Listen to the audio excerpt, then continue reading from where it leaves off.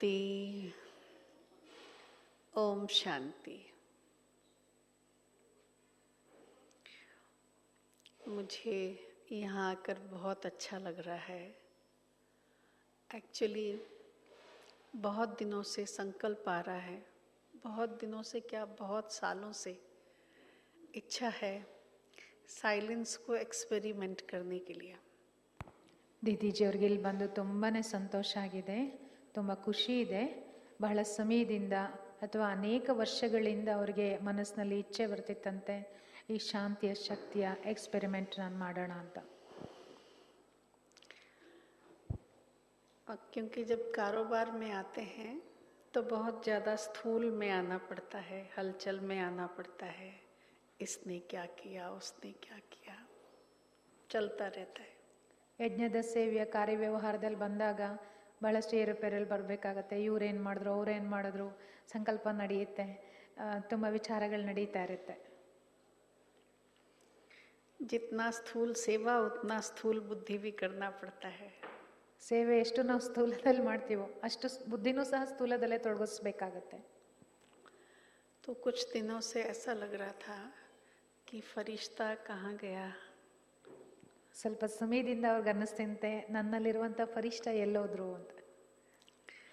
और कारोबार के बीच में अगर हम मौन में रहें भी तो फोन आ रहा है, बात हो रही है, किसी को कुछ ज़रूरत है, क्या है क्या नहीं है, तो थोड़ा ज़्यादा स्थूलता में आना अभी हो रहा था. ಕಾರ್ಯವ್ಯವಹಾರದಲ್ಲಿದ್ದಾಗ ಸೈಲೆನ್ಸಲ್ಲಿ ಇದ್ರೂ ಸಹ ಫೋನ್ಗಳು ಬರುತ್ತೆ, ಉತ್ತರ ಕೊಡಬೇಕಾಗತ್ತೆ, ಯಾರಿಗೇನಾದರೂ ಡೈರೆಕ್ಷನ್ ಕೊಡಬೇಕಾಗತ್ತೆ, ಅದು ಸ್ಥೂಲತೆಯಲ್ಲಿ ಬಂದೇ ಬಿಡ್ತೇವೆ, ಆ ಥರ ಆಗ್ತಾ ಇತ್ತು. लेकिन बाबा को अपने बच्चों से बहुत प्यार, और बाबा इंस्ट्रूमेंट जो बड़ी दीदियाँ हैं उनके द्वारा हमारी पालना करते रहते हैं. तो इसलिए दीदी का फ़ोन गया, लीना बहन आपको आना है. ಬಾಬಾರವ್ರಿಗೆ ನಾವು ಮಕ್ಕಳ ಮೇಲೆ ಅಪಾರ ಪ್ರೀತಿ. ಬಾಬಾರವರ ಸೇವಾ ಇನ್ಸ್ಟ್ರೂಮೆಂಟ್ಸ್ ಆದಂತಹ ಬಡಿ ದೀದಿಯರ ಮೂಲಕ ನಮ್ಮ ಪಾಲನೆ ಮಾಡ್ತಾರೆ. ಹಾಗಾಗಿ ಲಕ್ಷ್ಮೀ ಮೆಹಂಜಿ ಅವ್ರದ್ದು ಫೋನ್ ಬಂತು, ಲೀನಾಕ್ ಅವ್ರು ತಾವು ಬರಬೇಕು ಅಂತ. मुझे बहुत अच्छा लगा. मैंने कहा एक मिनट दीदी, खाली कैलेंडर देख लूँ, बीच में कुछ है तो नहीं. वैसे आज गुरु पूर्णिमा है और वहाँ गुरु पूर्णिमा बहुत अच्छा मनाते हैं सेंटर पे. सुबह सेंटर पे मनाते हैं, शाम को रिट्रीट सेंटर पे. लेकिन मैंने किसी से कुछ पूछा नहीं, सीधा टिकट कर दिया. गुरु पूर्णिमा तो वैसे भी हो जाएगा, गुरु तो सदगुरु शिव बाबा बैठा है, हमारा क्या करना है. तो ऐसे करके तुरंत जैसे देखा कोई काम नहीं है, जा सकते हैं, तो हमने बड़े प्यार से खुश होकर के आनंदित होकर कहा हम ज़रूर आएंगे. ಮೆಹಂಜಿ ಅವರು ಇವ್ರಿಗೆ ಆಹ್ವಾನ ಕೊಟ್ಟಾಗ ಅವರು ಒಂದು ಕ್ಷಣದಲ್ಲಿ ಜಸ್ಟ್ ಕ್ಯಾಲೆಂಡರ್ ನೋಡ್ಕೊಂಡಂತೆ ಏನು ಅಂತಹ ಯಾವುದೇ ಬೇರೆ ಪ್ರಿಪ್ಲ್ಯಾಂಡ್ ಆ್ಯಕ್ಟಿವಿಟೀಸ್ ಇಲ್ವಾ ಅಂತ. ಆಮೇಲೆ ನೋಡಿ ಇಲ್ಲ ನಾನು ಹೋಗ್ಬೋದು ಅಂತ ಡಿಸಿಷನ್ ತಗೊಂಡು ತುಂಬ ಖುಷಿಯಿಂದ ಆನಂದವಾಗಿ ಅವರು ತಕ್ಷಣವೇ ಹಾಂ ನಾನು ಬರ್ತೀನಿ ಅಂತೇಳಿ ಒಪ್ಕೊಂಡು ಬಂದಿದ್ದಾರೆ. ಇವತ್ತು ವಿಶೇಷವಾಗಿ ಗುರು ಪೂರ್ಣಿಮಾ ಇದೆ. ಅದೇ ಮಹಾ ಗುರು ಪೂರ್ಣಿಮೆ ಅಂದರೆ ಸದ್ಗುರು ಶ್ರೀ ಬಾಬಾರವ್ರದ್ದೇ ಹೊರತು ನಮ್ಮದೇನು ಮಾಡೋಂಥದ್ದೇನಿಲ್ಲ. ಹಾಗಾಗಿ ಅಲ್ಲಿ ಯಾರಿಗೂ ಏನು ಹೇಳೋಕ್ಕೋಗಿಲ್ಲ, ಸೀದಾ ಖುಷಿಯಿಂದ ಬಂದಿದ್ದಾರೆ. ಬೆಳಗ್ಗೆ 7 ಗಂಟೆಗೆ ಹೊರಟು ಸಂಜೆ 8:15 ನಾವು ಇಲ್ಲಿ ಬಂದಿದ್ದು. ಚೆನ್ನೈನಲ್ಲಿ ಅವರು 7 hours ವೆಯ್ಟಿಂಗ್, ಅಂದರೆ 5 hours ವೆಯ್ಟಿಂಗ್ ಮಾಡಿದ್ದಾರೆ. ಅದಾದಮೇಲೆ ಕ್ಯೂನಲ್ಲಿ ನಿಲ್ಲೋ ಟಿಕೆಟ್ ತೊಗೊಳೋದೆಲ್ಲನೂ ಟೋಟಲಿ 7 hours ವೆಯ್ಟಿಂಗ್ ಮಾಡಿ 1-2 ರೊಟ್ಟಿ ತಿಂದು ಎಷ್ಟು ಖುಷಿಯಾಗಿದ್ರು, ಎಷ್ಟು ಫ್ರೆಶ್ ಆಗಿದ್ರು ಅಂದರೆ ಏರ್ಪೋರ್ಟಲ್ಲಿ ಈಗಷ್ಟೇ ಅವ್ರು ಸೆಂಟ್ರ್ ಬಿಟ್ಟು ಹೋಗ್ತಾರ. ಆದರೆ ಲಾಂಗ್ ವೆಯ್ಟಿಂಗ್ ಪೀರಿಯಡಲ್ಲಿ ಲಾಂಗ್ ಜರ್ನಿ ಮಾಡಿಕೊಂಡು ನಮಗೋಸ್ಕರ ಬಂದಿದ್ದಾರೆ.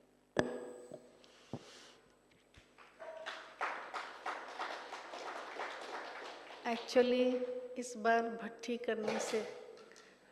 कराने से ज़्यादा हम भट्टी करने के लिए आए हैं. और कहा ना कुछ दिनों से कुछ स्टडीज़ कर रहे हैं, कुछ पढ़ रहे हैं, कुछ क्लासेस सुन रहे हैं. एक ब्रदर एंथनी हमारे हुए हैं, विदेश के भाई, बहुत अच्छा इंस्ट्रूमेंट बाबा का. अभी 1-2 साल हुए उन्होंने शरीर छोड़ दिया है. वो साइलेंस पे बहुत अच्छा क्लास कराते हैं और उनका जो सबसे फेवरेट टॉपिक है वो एंजल्स है. मुझे भी साइलेंस पे सोचना, साइलेंस को एक्सपीरियंस करना बहुत अच्छा लगता है. और एंजल के ऊपर मुझे बहुत ज़्यादा प्यार है और वो मेरा सबसे फेवरेट टॉपिक है. ನಾನು ಈ ಸರಿ ಬಟ್ಟಿ ಮಾಡಿಸೋದಕ್ಕಿಂತ ಹೆಚ್ಚು ಮಾಡೋಕ್ಕೋಸ್ಕರನೇ ಬಂದಿದ್ದೀನಿ. ಬಹಳ ಸಮಯದಿಂದ ಶಾಂತಿ ಅನುಭೂತಿ ಮಾಡೋದೇನಿತ್ತು ಅಥವಾ ಎಕ್ಸ್ಪೆರಿಮೆಂಟ್ ಮಾಡೋದಿತ್ತು ಅದು ಇಲ್ಲ ಆಗುತ್ತೆ. ಇವ್ರ ಹತ್ರ ಬ್ರದರ್ ಆಂಥನಿ ಅಂತ, ಅಂದರೆ ಅವ್ರು ಇವಾಗ 2 ಇಯರ್ಸಿಂದ ಇಲ್ಲ, ಅವರು ಬರೆದಿರುವಂಥ ಪುಸ್ತಕವನ್ನು ಇವರು ಓದ್ತಾ ಇದ್ದಾರೆ ಶಾಂತಿಯ ಅನುಭೂತಿ ಮೇಲೆ ಅಥವಾ ಎಕ್ಸ್ಪೆರಿಮೆಂಟ್ ಮೇಲೆ. ಮತ್ತು ಆ ಅಣ್ಣವ್ರಿಗೂ ಸಹ ಶಾಂತಿದು ಮತ್ತು ಏಂಜಲ್ಸ್ ಟಾಪಿಕ್ ಬಹಳ ಪ್ರಿಯ. ಅಕ್ಕನವ್ರಿಗೂ ಸಹ ಶಾಂತಿ ಎಕ್ಸ್ಪೆರಿಮೆಂಟ್ ಮಾಡೋದು, ಅದ್ರ ಮೇಲೆ ವಿಚಾರ ಮಾಡೋದು ಮತ್ತು ಏಂಜಲ್ಸ್ ಅಂದರೆ ಅದ್ರ ಮೇಲೆ ಭಾಳ ಪ್ರೀತಿ. ಹಾಗಾಗಿ ಇಲ್ಲಿ ಬಟ್ಟಿನಲ್ಲಿ ಆ ಅನುಭವ ಮಾಡೋಕ್ಕೆ ಬಂದಿದ್ದೀನಿ ಅಂತಾರೆ. मुझे एंजलिक स्टेज बहुत अच्छा लगता, एंजल से बातचीत करता बहुत अच्छा लगता, शिव बाबा से भी दिल की बात करना बहुत अच्छा लगता. ಅವರಿಗೆ ಏಂಜಲ್ಸ್ ಅಂದರೆ ಭಾಳ ಪ್ರಿಯ, ಏಂಜಲ್ಸ್ನ ನೋಡೋದು ಪ್ರಿಯ, ಅವ್ರ ಜೊತೆ ಮಾತಾಡೋದು ಅವ್ರಿಗೆ ಇಷ್ಟ, ಬಾಬಾರ ಜೊತೆನೂ ಮಾತಾಡೋದು ಅವ್ರಿಗೆ ಭಾರಿ ಪ್ರಿಯ. लेकिन क्या आप जानते हैं ये सब बातचीत कौन सी भाषा में होती है? ನಿಮಗೆ ಗೊತ್ತಾ ಈ ಫರಿಷ್ಠೆಗಳ ಜೊತೆ ಮಾತಾಡೋದು ಯಾವ ಭಾಷೆಯಲ್ಲಿ ನಡೆಯುತ್ತೆ ಅಂತ? ಮಾತುಕತೆ ಯಾವ ಭಾಷೆ ಅಂತ ಗೊತ್ತಾ? दिमाग की भाषा. That is the language of silence. ಅದು ಶಾಂತಿಯ ಭಾಷೆ. साइलेंस की भाषा. हर भाषा को सीखने का एक तरीका होता है, एक लहजा होता है. चूँकि लौकिक पिताजी आर्मी में थे तो हमारा हर 3 साल बाद ट्रांसफ़र होता रहा. डिफरेंट लैंग्वेज सीखने, जानना, बोलना वो हमारी हॉबी भी रही और मजबूरी भी. ಪ್ರತಿಯೊಂದು ಭಾಷೆಯನ್ನು ಕಲಿಯೋಕ್ಕೆ ಅದರದೇ ಆದಂಥ ಒಂದು ರೀತಿ ಇರುತ್ತೆ. ಹಾಗೆಯೇ ಈ ಒಂದು ಶಾಂತಿಯ ಭಾಷೆಯನ್ನು ಕಲಿಬೇಕಾಗತ್ತೆ. ಮತ್ತು ಲೌಕಿಕದಲ್ಲಿ ಹಾಗೆ ನೋಡೋಕ್ಕೆ ಹೋದರೆ ಇವ್ರ ತಂದೆ ಮಿಲಿಟ್ರಿಲಿದ್ದ ಕಾರಣದಿಂದ ಬೇರೆ ಬೇರೆ 3 ವರ್ಷ 4 ವರ್ಷಕ್ಕೊಮ್ಮೆ ಟ್ರಾನ್ಸ್ಫರ್ ಆಗೋದು, ಬೇರೆ ಬೇರೆ ರಾಜ್ಯದ ಅನುಸಾರ ಬೇರೆ ಬೇರೆ ಭಾಷೆಯನ್ನು ಕಲಿಯೋದು ಇವರಿಗೆ ಅತಿ ಅವಶ್ಯಕ ಆಗಿತ್ತು. ಜೊತೆಗೆ ಅವ್ರಿಗೆ ಪ್ರಿಯನೂ ಆಗಿತ್ತು, ಹಾಬಿ ಆಗಿತ್ತು. सुना, लेकिन ये जो लैंग्वेज ऑफ साइलेंस है वो मेरी अपनी भाषा है, वो मुझे सबसे प्रियतम भाषा है. उस पे लेकिन हमारा कमांड कितना है उसके लिए हमें थोड़ा पुरुषार्थ करने की ज़रूरत है. ಅನೇಕ ಭಾಷೆಗಳಿರ್ಬೋದು, ಆದರೆ ಶಾಂತಿಯ ಭಾಷೆ ನನ್ನ ಭಾಷೆ, ನನ್ನ ಆತ್ಮನ ಸ್ವಂತ ಭಾಷೆ, ಮದರ್ ಲ್ಯಾಂಗ್ವೇಜ್ ಅಂತೀವಲ್ಲ ಹಂಗೆ ನಂದು ಓನ್ ಲ್ಯಾಂಗ್ವೇಜ್. ಅದರ ಮೇಲೇನು ನಾನು ಅದನ್ನು ಚೆನ್ನಾಗಿ ಕಲ್ತ್ಕೋಬೇಕು. ಅದರ ಮೇಲೆ ನನಗೆ ಎಷ್ಟು ಹಿಡಿತ ಇದೆ ಅದನ್ನು ನೋಡ್ಕೋಬೇಕು. ಸಂಪೂರ್ಣ ಹಿಡಿತವನ್ನು ಸಾಧಿಸ್ಬೇಕು. ಯಾವುದೇ ಭಾಷೆನಲ್ಲಿ ನಾವು ಚೆನ್ನಾಗಿ ಮಾತಾಡ್ತೀವಲ್ಲ ಆ ಥರ ಶಾಂತಿಯ ಭಾಷೆ ನಂದು, ಅದರ ಮೇಲೆ ಹಿಡಿತ ಸಾಧಿಸ್ಬೇಕು, ಅದನ್ನು ನೋಡ್ಕೊಳ್ಬೇಕು.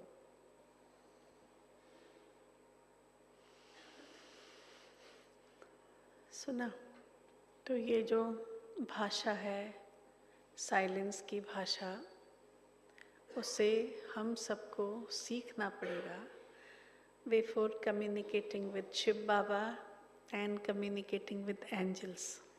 ಈ ಶಾಂತಿಯ ಭಾಷೆಯನ್ನು ನಾವೆಲ್ಲರೂ ಕಲಿಬೇಕು. ಬಾಬಾರವರ ಜೊತೆ ಮಾತನಾಡೋದಕ್ಕಿಂತ ಮುಂಚೆ, ಫರಿಷ್ಠೆಗಳ ಜೊತೆ ಮಾತನಾಡೋದಕ್ಕಿಂತ ಮುಂಚೆ ನಾವೆಲ್ಲರೂ ಈ ಭಾಷೆಯನ್ನು ಕಲಿಲೇಬೇಕು. पहले जब गुलजार दादी जी ध्यान में जाते थे, बाबा की पधरामणी होती थी, तो मधुबन में दादी हर दूसरे तीसरे दिन दादी को भेजती थी, गुलजार जाओ ऊपर से संदेश लेके आओ. गुरुवार को दादी जाती थी, वैसे भी कभी भी चली गई. और जो संदेश उन दिनों बाबा के आते थे, उन दिनों का अनुभव है जैसे वो फरिश्ता हमारे लिए वहाँ बैठा हुआ है. उसको दूसरा कोई काम नहीं है. वो चाहता है कि मेरे बच्चे मेरे पास आएं, मैं उनसे बातचीत करूं, मिलूं और उन्हें बहुत ढेर सारा प्यार दूं. ಮಧುಬನ್ದಲ್ಲಿ ಗುಲ್ಜಾರ್ ದಾದಾಜಿ ಅವರಿದ್ದಾಗ 2 ದಿನ 3 ದಿನಕ್ಕೊಮ್ಮೆ ಅವ್ರನ್ನ ಟ್ರಾನ್ಸಲ್ಲಿ ಕಳಿಸ್ಬಿಡೋರು. ಗುರುವಾರದ್ದೇನೋ ದಾದಿ ಇದ್ದರೆ ಕಳಿಸ್ಬಿಡೋರು. ಹೇಗೆ ಅಂದರೆ ಆ ಸೂಕ್ಷ್ಮತನದಲ್ಲಿ ಬಾಬಾ ಫರಿಷ್ಠ, ಬಾಪ್ದಾದ ಫರಿಷ್ಠ ಕೇವಲ ಮಕ್ಕಳಿಗೋಸ್ಕರನೇ ಕಾಯ್ತಾ ಇದ್ದಾರೇನೋ ಅನ್ನೋ ಥರ, ಬೇರೆ ಏನೂ ಕೆಲಸ ಇಲ್ಲ ಬಾಬನಿಗೆ, ನನ್ನ ಮಕ್ಕಳು ಬರ್ತಾರೆ ಅನ್ನೋ ಥರದ ಕಾಯುವಿಕೆನಲ್ಲಿರೋರು. ಮಕ್ಕಳು ಬಂದರೆ ನಾನು ಮಾತಾಡಬೇಕು, ಅವ್ರಿಗೆ ಅಪಾರ ಪ್ರೀತಿ ಮಾಡಬೇಕು, ಬೇರೆ ಇನ್ನೇನು ಕೆಲಸ ಇಲ್ಲ, ಅದಕ್ಕೋಸ್ಕರನೇ ಕಾಯ್ತಾ ಇದ್ದಾರೇನೋ ಅನ್ನೋ ಥರದಲ್ಲಿ ಬಾಬಾ ಇರೋರು. मैं समझती हूँ शायद ज्ञान को जब अच्छी तरह से समझने लग गए और सोचने समझने की जब कैपेसिटी आई, मैं समझती हूँ ये 9th 10th स्टैंडर्ड जब मेरा होगा तब से ही मुझे ये एंजेलिक स्टेज बहुत अच्छा लगता है। परियों से फरिश्तों से बात करना और उनके जैसा बनना, ये जैसे मुझे बहुत दिल से अच्छा लगता रहा है। मैं उसको बीच बीच में बहुत अच्छा अनुभव भी करती रही हूँ। 9ನೇ ಕ್ಲಾಸಲ್ಲಿ ಇರುವಾಗಲಿಂದನೂ ಅಕ್ಕನವ್ರಿಗೆ ಈ ಫರಿಷ್ಠ ಸ್ಥಿತಿನಲ್ಲಿ ಇರೋದು ಅಂದರೆ ಭಾಳ ಪ್ರಿಯ. ಫರಿಷ್ಠೆಗಳ ಜೊತೆ ಮಾತನಾಡೋದು, ಅವ್ರ ಥರ ಆಗೋದು ಅಂದರೆ ತುಂಬಾ ಇಷ್ಟ. ಇವರಿಗೆ ಮನಪ್ರಿಯವಾದಂಥ ವಿಷಯ ಅಂದರೆ ಈ ಫರಿಷ್ಠ ಸ್ಥಿತಿ ಮತ್ತು ಫರಿಷ್ಠೆಗಳೊಂದಿಗಿನ ಮಾತುಕತೆ. लेकिन धीरे धीरे जब कारोबारी होते हैं, बाबा की सेवाओं की रिस्पॉन्सिबिलिटी लेने लगते हैं और ज़्यादा कारोबार में आते हैं, तो मैं देखती हूँ कि वो जो स्थिति है उसमें थोड़ा ऊपर नीचे आता है कि नहीं? ध्यान जाता है, देखो दीदी कौन आएगा कौन नहीं आएगा, किसको कैंडल लगाना है, किसको आगे बैठना है, किसको पीछे बैठना है। मैं देखती हूँ दीदी सब बातों का बड़ा ध्यान रखती है। तो कहीं ना कहीं हम भी ऐसे सेवाओं में क्या कहते हैं, ऊपर नीचे होके प्रभावित हो जाते हैं। दीदियों की स्थिति बहुत अच्छी है लेकिन मैं प्रभावित हो जाती हूँ, अच्छा इसने ऐसा किया, उनको ऐसा नहीं करना चाहिए, इनको ऐसा करना चाहिए। तो वो जो स्थिति है फिर उसको उछालना पड़ता है। ಕಾರ್ಯವ್ಯವಹಾರದಲ್ಲಿ ಬಂದಾಗ ಜಾಸ್ತಿನೇ ಸ್ಥೂಲ ರೂಪದಲ್ಲಿ ಬುದ್ಧಿ ತೊಡಗುತ್ತೆ.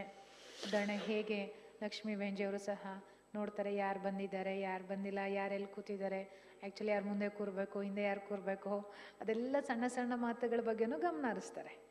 ಆದರೆ ಅವ್ರದ್ದೇನು ಸ್ಥಿತಿ ಏರುಪೇರಾಗಲ್ಲ, ಯಾಕಂದರೆ ಅಪ್ರಭಾವಿತರಾಗಿರ್ತಾರೆ. ದೀದಿ ಹೇಳ್ತಾರೆ ನಾನು ಹಂಗಿಲ್ಲ, ನಮ್ಮದನ್ನು ವ್ಯವಹಾರ ಅಂದರೆ ಕಾರ್ಯದಲ್ಲಿ ಯಜ್ಞ ಸೇವೆನಲ್ಲಿ ತೊಡಗಿಸ್ಕೊಂಡಾಗ ಜಾಸ್ತಿನೇ ಮಾತಲ್ಲಿ ಬರಬೇಕಾಗತ್ತೆ, ಜಾಸ್ತಿನೇ ಸ್ಥೂಲತೆ ಆಗಿಬಿಡುತ್ತೆ. ಆದರೆ ನಾನು ಪ್ರಭಾವಿತ ಆಗಿಬಿಡ್ತೀನಿ, ಅವ್ರ ಥರ ಸ್ಥಿತಿ ಇರಲ್ಲ.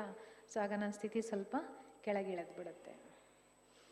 धीरे धीरे क्या होता है, हम अपने आप को सेवा के लिए रिस्पॉन्सिबल समझने लगते हैं कि मैं इतने भाई बहनों के लिए रिस्पॉन्सिबल हूँ, इस प्रोग्राम के लिए रिस्पॉन्सिबल हूँ, इस कंस्ट्रक्शन के लिए रिस्पॉन्सिबल हूँ, रिट्रीट सेंटर बनाने के लिए रिस्पॉन्सिबल हूँ, बहनों का ऊपर नीचे सब बातों को ध्यान रखने के लिए रिस्पॉन्सिबल हूँ। तो क्या होता है कि एक साइड भारी हो जाता है और ये जो एंजेलिक स्टेज है उसके ऊपर ध्यान थोड़ा कम हो जाता है. ಅದೇನಾಗುತ್ತೆ ಅಂದರೆ ನಿಧಾನವಾಗಿ ನಾವು ಕಾರ್ಯವ್ಯವಹಾರದಲ್ಲಿ ತೊಡಗಿಸ್ಕೊಂಡಾಗ ಗಮನ ಹರಿಸ್ತಾ ಹೋದಂತೆ ನಮಗೆ ನಾವು ಜವಾಬ್ದಾರಿ ಕಡೆಗೆ ಜಾಸ್ತಿ ಆ ಒಂದು ಏನು ತಕ್ಕಡಿನಲ್ಲಿ ಆ ಬಟ್ಲು ಜಾಸ್ತಿ ತೂಗಕ್ಕೆ ಶುರು ಆಗಿಬಿಡುತ್ತೆ. ನಾನು ಇಷ್ಟು ಜನ ಅಣ್ಣಂದಿರು ಅಂದರೆ ಸಹೋದರ ವಿದ್ಯಾರ್ಥಿಗಳಿಗೆ ನಾನು ರೆಸ್ಪಾನ್ಸಿಬಲ್ ಆಗಿದ್ದೀನಿ, ನಾನು ಕನ್ಸ್ಟ್ರಕ್ಷನ್ ಕೆಲಸಕ್ಕೆ ರೆಸ್ಪಾನ್ಸಿಬಲ್ ಇದ್ದೀನಿ, ಅಥವಾ ಇಂಥ ಸೇವೆಗೆ ನಾನು ರೆಸ್ಪಾನ್ಸಿಬಲ್ಲು, ಅಥವಾ ಈ ಥರ ನಮ್ಮ ಹತ್ರ ಈಗ ಒಂದು ಅಕ್ಕಂದಿರಿರ್ತಾರೆ ಒಂದಷ್ಟು ಜನ, ಅವ್ರೇನು ಏರುಪೇರಾಗದೆ ಅವ್ರು ಚೆನ್ನಾಗಿ ಪುರುಷಾರ್ಥ ಮಾಡ್ಕೊಂಡು ಹೋಗಬೇಕು ಅಂತಂದಾಗ ಅವ್ರನ್ನ ನೋಡ್ಕೊಳ್ಳೋರು, ಅವ್ರ ಕಾಳಜಿ ವಹಿಸೋದ್ರಲ್ಲಿ ಆ ರೆಸ್ಪಾನ್ಸಿಬಿಲಿಟಿ. ಸೊ ಈ ರೆಸ್ಪಾನ್ಸಿಬಿಲಿಟಿ ಇದು ನಾನು ಅದಕ್ಕೆ ನಿಮಿತ್ತ ಅನ್ನುವಂಥದ್ದು ಆ ತಕ್ಕಡಿ ತೂಕ ಜಾಸ್ತಿ ಆಗಿಬಿಡುತ್ತೆ.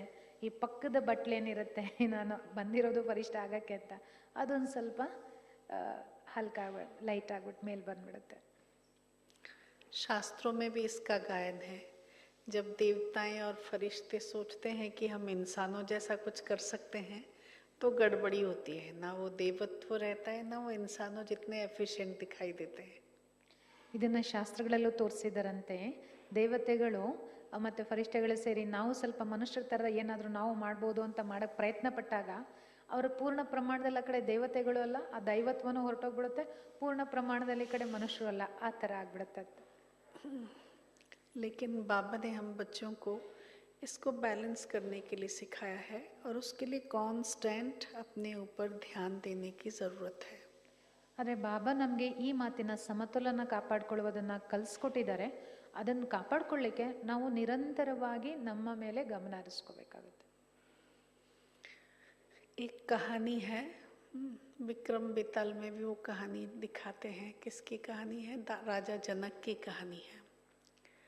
जब राजा जनक को विदेही का टाइटल मिला तो उस समय जंगल में तपस्या कर रहे ऋषि मुनियों को बड़ा कष्ट लगा कि हम सालों तपस्या कर रहे हैं, देखो कॉन्सेंट्रेट होकर के, एकाग्र होकर के बैठे हैं, हमारी स्थिति ये हो गई है कि सब मिट्टी में मिल गए हैं हम, हमें किसी ने विदेही नहीं कहा। वो एक गृहस्थी राजा, उसको विदेही का टाइटल मिल गया, कैसे संभव है। तो वो उसको टेस्ट करने के लिए राजमहल में आते हैं। एक ऋषि आए जिनके पास अपना एक सोटा था, डंडा था और एक कंबल, क्योंकि जब वो पहाड़ों में तपस्या करते थे ना, तो सोटा और कंबल लेकर के आए राजा जनक को टेस्ट करने के लिए। ವಿಕ್ರಮ್ ಬೇತಾಳಲ್ಲಿ ಒಂದು ಕತೆ ಬರುತ್ತಂತೆ. ಅದರಲ್ಲಿ ರಾಜ ಜನಕನಿಗೆ ವಿದೇಹಿ ಅಂತ ಟೈಟಲ್ ಸಿಗುತ್ತಲ್ಲ, ಆ ನಂತರದಲ್ಲಿ ರಾಜ ಜನಕ ಏನು ಮಾಡ್ತಾರೆ, ಕಾಡಲ್ಲಿ ಹೋಗಿ ತಪಸ್ಸಿಗೆ ಕೂರ್ತಾರಂತೆ. ಅದಕ್ಕಿಂತ ಮುಂಚೆ ಈ ಋಷಿಮುನಿಗಳು ಅನೇಕರು ಇರ್ತಾರಲ್ಲ, ಅವ್ರು ನೋಡ್ತಾರಂತೆ, ನಾವು ಎಷ್ಟು ವರ್ಷಗಳ ಕಾಲ ತಪಸ್ಸು ಮಾಡ್ತಾ ಇದ್ದೀವಿ, ನಮ್ಮದೆಲ್ಲ ದಾಡಿ ಗಡ್ಡ ಕೂದಲೆಲ್ಲ ಬೆಳ್ಕೊಂಡು ನಮ್ಮ ಸ್ಥಿತಿ ಇಷ್ಟು ಅಂದರೆ ಎಲ್ಲವನ್ನ ಕರಗಿಸುವಂಥ ಪ್ರಯತ್ನ ಮಾಡಿದ್ರು ನಮ್ಗೆ ಯಾರು ಒಬ್ರು ವಿದೇಹಿ ಅಂತ ಟೈಟಲೇ ಕೊಡಲಿಲ್ಲ. ಇವನು ಗೃಹಸ್ಥಿ ರಾಜ, ಅವನಿಗೆ ವಿದೇಹಿ ಅಂತ ಟೈಟಲ್ ಕೊಟ್ಟಲ್ಲ ಅಂತ ಹೇಳಿ ಅದರಲ್ಲಿ ಒಬ್ಬ ಋಷಿ ಟೆಸ್ಟ್ ಮಾಡಲಿಕ್ಕೆ ರಾಜ ಆಸ್ಥಾನಕ್ಕೆ ಬರ್ತಾರಂತೆ. ಹೇಗೆ ಒಂದು ಕಂಬಳಿ ಹೊತ್ಕೊಂಡು ಮತ್ತು ಒಂದು ಕೋಲ್ ಇಟ್ಕೊಂಡು ಆಸ್ಥಾನಕ್ಕೆ ಟೆಸ್ಟಿಂಗ್ ಮಾಡಕ್ಕೆ ಬರ್ತಾರಂತೆ. कहानी का टाइटल था ऋषि भागे क्यों। ऋषि भागे क्यों। ಅದು ಕತೆದು ಹೆಡಿಂಗು ಅಂದರೆ ಹೆಸರು ಬಂದು ಋಷಿ ಏಕೆ ಓಡಿ ಹೋದ, ಋಷಿ ಓಡಿ ಹೋಗಿದ್ದು ಯಾಕೆ ಅಂತ. तो आए राजा जनक को कहा, जनक तुम एक गृहस्थी हो, एक राजा हो, तुमको विदेही का टाइटल दे दिया। राजा ने उनको साष्टांग प्रणिपात किया और कहा, प्रभु मेरा बहुत बड़ा भाग्य, आप मेरे इस गरीब निवास में आके पहुँचे हैं। आपसे मेरी एक अनुरोध है, पहले आप मेरा प्रासाद देख लीजिए, मेरा महल देख लीजिए, जहाँ कुछ त्रुटि है मुझे उसके लिए एडवाइस करें। ಆಗ ಫಸ್ಟ್ ಋಷಿ ಬರ್ತಾರಲ್ಲ, ಅವ್ರು ಹೇಳ್ತಾರೆ, ಏ ಜನಕ್ ನೋಡು, ನಿನ್ನ ಗೃಹಸ್ಥಿ ಇದೆಯಾ, ರಾಜ ಇದೆಯಾ, ನಿನಗೆ ವಿದೇಹಿ ಟೈಟಲ್ ಅದು ಹೇಗೆ ಸಿಕ್ಬಿಡ್ತು ಅಂತ. ಅದಕ್ಕಿಂತ ಮುಂಚೆ ಆ ಮಾತನ್ನು ಅವ್ರು ಕೇಳಿಸ್ಕೊಳ್ದಂಗೆ ಮಾಡಿಕೊಂಡು ಫಸ್ಟು ಸಾಷ್ಟಾಂಗ ನಮಸ್ಕಾರ ಮಾಡಿ, ಹೇ ಪ್ರಭು, ನಿಂದು ಮಹಾಭಾಗ್ಯ, ನಿಮ್ಮಂತಹ ಮಹಾ ಋಷಿ ನಮ್ಮ ಈ ಒಂದು ಬಡ ಮನೆಗೆ ಬಂದಿದ್ದೀರಿ, ಹಾಗಾಗಿ ದಯಮಾಡಿ ಈ ಒಂದು ನಮ್ಮ ಬಡ ಈ ಅರಮನೆಯಲ್ಲಿ ಅಥವಾ ಆಸ್ಥಾನದಲ್ಲಿ ನೀವೆಲ್ಲ ಒಂದು ಸ್ವಲ್ಪ ನೋಡ್ಕೊಂಬನ್ನಿ, ಇದರಲ್ಲಿ ಏನಾದ್ರೂ ಹೆಚ್ಚು ಕಡಿಮೆ ಇದೆ, ಕುಂದುಕೊರತೆ ಇದೆ ಅನಿಸಿದ್ರೆ ನನಗೆ ಅದನ್ನ ಅಡ್ವೈಸ್ ಮಾಡಿ, ನಾನು ಅದನ್ನು ಸರಿ ಮಾಡ್ಕೊಳ್ತೀನಿ ಅಂತ ರಾಜ ಹೇಳಿದರು. राजा की विनम्रता देख करके ऋषि को थोड़ी दया आई, कहा ठीक है, मैं पहले तुम्हारा प्रासाद देखता हूँ, घूमने चलता हूँ। ರಾಜ ಅದು ಋಷಿಗೆ ರಾಜ ಅಷ್ಟೊಂದು ನಮ್ರತೆಯನ್ನು ತೋರಿಸಿದ್ ನೋಡಿ ಸ್ವಲ್ಪ ದಯೆ ಬಂತು. ಆಯಿತು, ಮೊದಲು ನಾನು ನಿನ್ನ ಆಸ್ಥಾನದಲ್ಲಿ ಅಂದರೆ ಅರಮನೆಯಲ್ಲಿ ಏನೇನಿದೆ ಎಲ್ಲ ನೋಡಿ ಹೇಳ್ತೀನಿ ಅಂತ ಹೇಳಿದ್ರು. वो जैसे देखने के लिए चले, राजन ने कहा, ऋषिवर मेरी एक और अनुरोध भी है। वो अनुरोध क्या कि जब आप देखने जा रहे हैं प्रासाद, तो हाथ में एक दीपक ले लीजिए, ये दीपक लें, ये अनुरोध है कि ये दीपक बुझने ना पाए और आप पूरा प्रासाद देख के आइए। ಅವರು ಸರಿ ಋಷಿ, ನಾನಾಯ್ತು, ನಾನು ನೋಡಿ ಹೇಳ್ತೀನಿ ಅಂತ ನೋಡ್ಲಿಕ್ಕೆ ಹೊರಡೋ ಅಷ್ಟರಲ್ಲಿ ರಾಜ ಹೇಳಿದ್ರಂತೆ, ಋಷಿವರ್ಯ ನಿಮ್ಮಲ್ಲಿ ನಂದು ಒಂದು ಅನುರೋಧ ವಿನಂತಿ ಇದೆ, ದಯಮಾಡಿ ನೀವು ಅದನ್ನು ನೋಡೋದಕ್ಕಿಂತ ಮುಂಚೆ ಕೈನಲ್ಲಿ ಒಂದು ದೀಪ ಇಟ್ಕೊಳ್ಳಿ, ಮತ್ತು ಇನ್ನೊಂದು ವಿನಂತಿ ಏನಂದರೆ ಆ ದೀಪ ನಂದಿ ಹೋಗಬಾರ್ದು, ಆಫ್ ಆಗಬಾರ್ದು, ಆ ರೀತಿಯಲ್ಲಿ ನೀವು ನೋಡಿಕೊಂಡು ಅದನ್ನು ಜೋಪಾನ ಮಾಡಿಕೊಂಡು ಉಳಿದಿದ್ದೆಲ್ಲ ನೋಡ್ಕೊಂಬನ್ನಿ ಅಂತ. ठीक है। ऋषि दीपक को लेके प्रासाद देखने चले। एक कमरा देखा, दूसरा कमरा देखा, तीसरे की बारी आने से पहले दीपक रखा और वापस भागे। ಋಷಿ ಏನು ಮಾಡಿದ್ರು, ದೀಪ ಹಿಡ್ಕೊಂಡು ಪೂರ್ಣ ಅರಮನೆ ನೋಡೋಕ್ಕೆ ಶುರು ಮಾಡಿದ್ರು. ಮೊದಲನೇ ರೂಮ್ ನೋಡಿದ್ರು, ಎರಡನೇ ರೂಮ್ ನೋಡಿದ್ರು, ಮೂರನೇದು ನೋಡೋದಕ್ಕಿಂತ ಮುಂಚೆನೇ ದೀಪ ಅಲ್ಲಿ ಇಟ್ಬಿಟ್ಟು ಓಡೋಗ್ಬಿಟ್ರಂತೆ. अपने में है वहाँ पे पहाड़ पे जहाँ वो तपस्या करते हैं, वहाँ भाग गए और क्या कहते हैं, राजा जनक को प्रणाम करके चले गए। ರಾಜ ಜನಕನಿಗೆ ಪ್ರಣಾಮ ಮಾಡಿಬಿಟ್ಟು ಅವ್ರು ವಾಪಸ್ ಎಲ್ಲಿ ತಪಸ್ ಮಾಡ್ತಾ ಇದ್ರಲ್ಲ ಆ ಕಾಡಿಗೆ ಓಡೋಗ್ಬಿಟ್ರಂತೆ. अब प्रश्न है कि ऋषि भागे क्यों। ಈಗ ಪ್ರಶ್ನೆ ಏನಂದ್ರೆ, ಆ ಮೂರನೇ ಕೊಠಡಿ ನೋಡ್ತಿದ್ದಂಗೆನೆ ದೀಪ ಇಟ್ಬಿಟ್ಟು ಆ ಋಷಿ ಯಾಕೆ ಓಡೋದ? राजा जनक कितने बुद्धिमान थे, आप सब तो मौन में है ना, नहीं बोल सकते, तो मैं उत्तर बताती हूँ। राजा जनक बुद्धिमान भी थे, तो उन्होंने उनको क्या बता दिया, दीपक को संभालना भी सहज है और प्रासाद को चलाना भी सहज है, लेकिन दोनों काम एक साथ करना, इसमें ताकत चाहिए। ರಾಜ ಜನಕ ಬುದ್ಧಿವಂತ. ಅವ್ರೇನು ಮಾಡಿದ್ರು ಅಂದರೆ, ದೀದಿ ಹೇಳ್ತಾರೆ, ನೀವೆಲ್ಲ ಮೌನದಲ್ಲಿದ್ದೀರಾ, ಅದರ್ವೈಸ್ ನೀವು ಉತ್ತರ ಹೇಳ್ತಿದ್ರಿ, ನಿಮ್ಮ ಪರವಾಗಿ ನಾನೇ ಹೇಳ್ತೀನಿ ಅಂತಾರೆ. ಬರೀ ದೀಪನ ಮೇಂಟೈನ್ ಮಾಡೋದು ಈಸಿ, ಅಥವಾ ಬರೀ ನೋಡ್ಕೊಂಬರೋದು ಅದು ಈಸಿ. ಬಟ್ ನೋಡ್ತಾ ಇದ್ರೂ ದೀಪದೂ ಧ್ಯಾನ ಗಮನ ಇಡ್ಸೋದಿದೆಯಲ್ಲ, ಎರಡೂ ಕೆಲಸನ ಒಂದೇ ಸರಿ ಮಾಡೋದಿದೆಯಲ್ಲ, ತುಂಬ ತಾಕತ್ತು ಬೇಕು ಅದಕ್ಕೆ. ऋषि जब महल देखते थे तो दीपक छूट जाता था, जब दीपक देखते थे तो महल छूट जाता था। तो उन्होंने देखा ये राजा जनक ही है जो महल में रहते हुए दीपक को भी संभाल सकता है, माना कार्य व्यवहार भी कर सकता है और अपनी आत्मा की शक्ति को भी उज्जवल बना के रख सकता है। ಬುದ್ಧಿವಂತ ಅಲ್ಲ ರಾಜ. ಹೇಗಿತ್ತು ಅಂದರೆ, ದೀಪ ನೋಡ್ತಾ ಇದ್ರೆ ಅಲ್ಲಿ ಏನು ರೂಮಲ್ಲಿದೆ ಅದು ನೋಡೋಕ್ಕಾಗ್ತಿರ್ಲಿಲ್ಲ, ರೂಮ್ನೇ ನೋಡ್ಕೊಂಡು ಕೂತ್ಕೊಂಡ್ರೆ ದೀಪ ನೋಡೋಕ್ಕಾಗ್ತಿರ್ಲಿಲ್ಲ. ಹಾಗಾಗಿ ಅವ್ರು ಏನು ಮಾಡಿದ್ರು, ಎರಡನ್ನ ನೋಡೋ ಅಷ್ಟರಲ್ಲೇ ಸಾಕಾಗೋಯ್ತು, ಮೂರನೇದಕ್ಕೆ ಇಟ್ಟು ಓಡೋಗ್ಬಿಟ್ರು. ಆದರೆ ಅವ್ರಿಗೆ ಅರ್ಥ ಆಯಿತು, ಕೇವಲ ರಾಜ ಜನಕನಿಗೆ ಮಾತ್ರ ಇಂತಹ ಅರಮನೆಯಲ್ಲಿ ಇದ್ದುಕೊಂಡು ಇದೆಲ್ಲವನ್ನು ನೋಡ್ತಿದ್ರು ತನ್ನ ದೀಪವನ್ನು ಬೆಳಗಿಸ್ಕೊಳ್ತಾ ಅದನ್ನು ಶಕ್ತಿಶಾಲಿಯಾಗಿ ಇಟ್ಕೊಳ್ಳೋಕ್ಕೆ ಅವನಿಂದ ಮಾತ್ರ ಸಾಧ್ಯ ಅಂತ ಅವ್ರಿಗೆ ಅರಿವಾಯ್ತಂತೆ. सुना, इसलिए हमें राजा जनक बनना है। कैसे? कार्य व्यवहार में भी रहना है और आत्मा का दीप भी जलाए रखना है, अपनी स्थिति भी ऊंची रखनी है, बहुत श्रेष्ठ, और कारोबार भी चलाना है। ಹಾಗಾಗಿ ನಾವೆಲ್ಲರೂ ಸಹ ಜನಕ ರಾಜ ಆಗಬೇಕು. ಆತ್ಮದೀಪವನ್ನು ಬೆಳಗಿಸ್ಕೊಂಡಿರಬೇಕು, ಸ್ಥಿತಿನೂ ಶ್ರೇಷ್ಠ ಉನ್ನತವಾಗಿ ಇಟ್ಕೊಂಡಿರಬೇಕು, ಕಾರ್ಯವ್ಯವಹಾರವನ್ನು ಮಾಡ್ತಿರ್ಬೇಕು. ಹಾಗೆ ಇಲ್ಲಿ ಬಟ್ಟಿನಲ್ಲಿ ಕೂತಿರೋರು ಅಷ್ಟೇ, ಕಿವಿನಲ್ಲಿ ಕೇಳಿಸ್ಕೊತಾನೂ ಇರ್ತೀವಿ, ಕಣ್ಣು ಮುಚ್ಕೊಂಡು ಸ್ವಲ್ಪ ನಿದ್ದೆನೂ ಮಾಡ್ತಿರ್ತೀವಿ, ಎರಡೂ ಬ್ಯಾಲೆನ್ಸ್ ಮಾಡ್ತೀವಿ ಅನ್ನೋದಕ್ಕೆ ಹೋಗಬೇಡಿ. ಇಲ್ಲಿ ಆ ಬ್ಯಾಲೆನ್ಸ್ ಮಾಡಬೇಡಿ, ಪೂರ್ಣ ಜಾಗೃತೆಯಲ್ಲಿ ದೀಪ ಮಾತ್ರ ನೋಡಿ, ಅರಮನೆನ ಆಮೇಲೆ ನೋಡೋರಂತೆ, ಆಯಿತಾ? ನಿದ್ರೆ ಇಲ್ಲ, ನೋಡ್ತಿದ್ದೀನಿ ದೀದಿ ನೋಡಿ ಎಷ್ಟು ದೂರದಿಂದ ಬಂದಿದ್ದಾರೆ, ಆಗ ಮಾಡಬೇಡಿ. सुना, कुछ दिन पहले बाबा की मुरली भी चली थी कि बच्चे, कारोबार जितना बढ़े, रिस्पॉन्सिबिलिटी जितनी बढ़े, बच्चों की स्थिति और ऊंची होती रहे. ಬಾಬಾರವರು ಕೆಲವು ದಿನಗಳ ಹಿಂದೆ ಮುರಳಿನಲ್ಲಿ ತಿಳಿಸಿದರು, ನಿಮ್ಮ ಕಾರ್ಯವ್ಯವಹಾರ ಎಷ್ಟೆಷ್ಟು ಹೆಚ್ಚಾಗ್ತಾ ಹೋಗುತ್ತೋ, ನಿಮ್ಮ ಜವಾಬ್ದಾರಿ ಎಷ್ಟೆಷ್ಟು ಹೆಚ್ಚಾಗ್ತಾ ಹೋಗುತ್ತೋ, ಅದು ಹೆಚ್ಚಾದಷ್ಟು ನಿಮ್ಮ ಸ್ಥಿತಿನೂ ಹೆಚ್ಚೆಚ್ಚು ಉನ್ನತ ಮಟ್ಟ ಅಂದರೆ ಶ್ರೇಷ್ಠ ಆಗ್ತಾ ಹೋಗಬೇಕು ಅಂತ. अभी वो ब्रह्मचारी वाला पॉइंट आ रहा है ना, ये अव्यक्त इशारे में, उसमें भी बाबा ने कहा, ब्रह्मा बाबा को देखा ना, दिन प्रतिदिन रिस्पॉन्सिबिलिटी भी बढ़ती गई तो बाबा की स्थिति भी ऊंची होती गई, परिस्थितियाँ जटिल, सेवाएं बहुत बढ़ी, जिम्मेवारियाँ बढ़ी, लेकिन स्थिति भी ऊंची, फरिश्ता दिखता रहा. तो वैसे ही बच्चों को सेवा की भी बहुत जिम्मेवारी लेनी है और अपनी स्थिति भी ऊंची बनानी है. ಹೇಗೆ ಅವ್ಯಕ್ತ ಇಶಾರೆನಲ್ಲಿ ಈಗ ಬ್ರಹ್ಮಚಾರ್ಯದ ಪಾಯಿಂಟ್ ಬರ್ತಿದೆ, ಅದರ ಅನುಸಾರದಲ್ಲಿ ಬಾಬಾರವ್ರು ತಿಳಿಸಿದ್ದಾರೆ.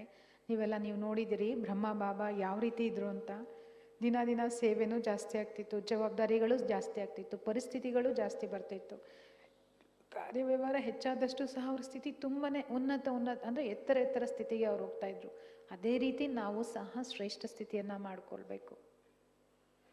सुना, तो क्या करना है, ज्ञान की जो बातें सुनते हैं, जो समझते हैं, जो सुना सकते हैं, उन सबसे ऊंची चीज़ है प्रैक्टिकल जीवन की धारणा.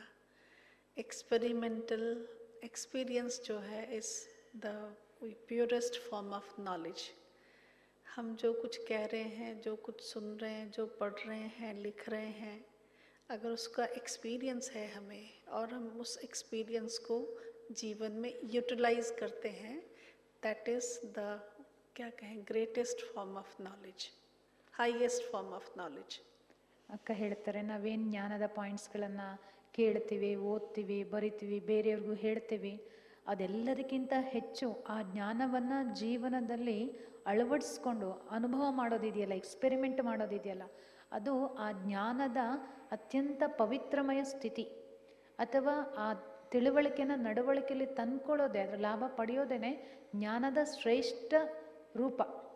ಬರೀ ಹೇಳೋದು ಕೇಳೋದು ಬರೆಯೋದು ಅಷ್ಟೇ ಅಲ್ಲ, ಅದು ಎಕ್ಸ್ಪೆರಿಮೆಂಟ್ ಆಗಬೇಕು ನಮ್ಮ ಜೀವನದಲ್ಲಿ. ಪ್ರಾಕ್ಟಿಕಲ್ ಲೈಫಲ್ಲಿ ಬಂದಾಗ ಅದು ಪವಿತ್ರಮಯ ಸ್ಥಿತಿ ಮತ್ತು ಶ್ರೇಷ್ಠಮಯ ಸ್ಥಿತಿ, ಜ್ಞಾನದ ರೂಪ.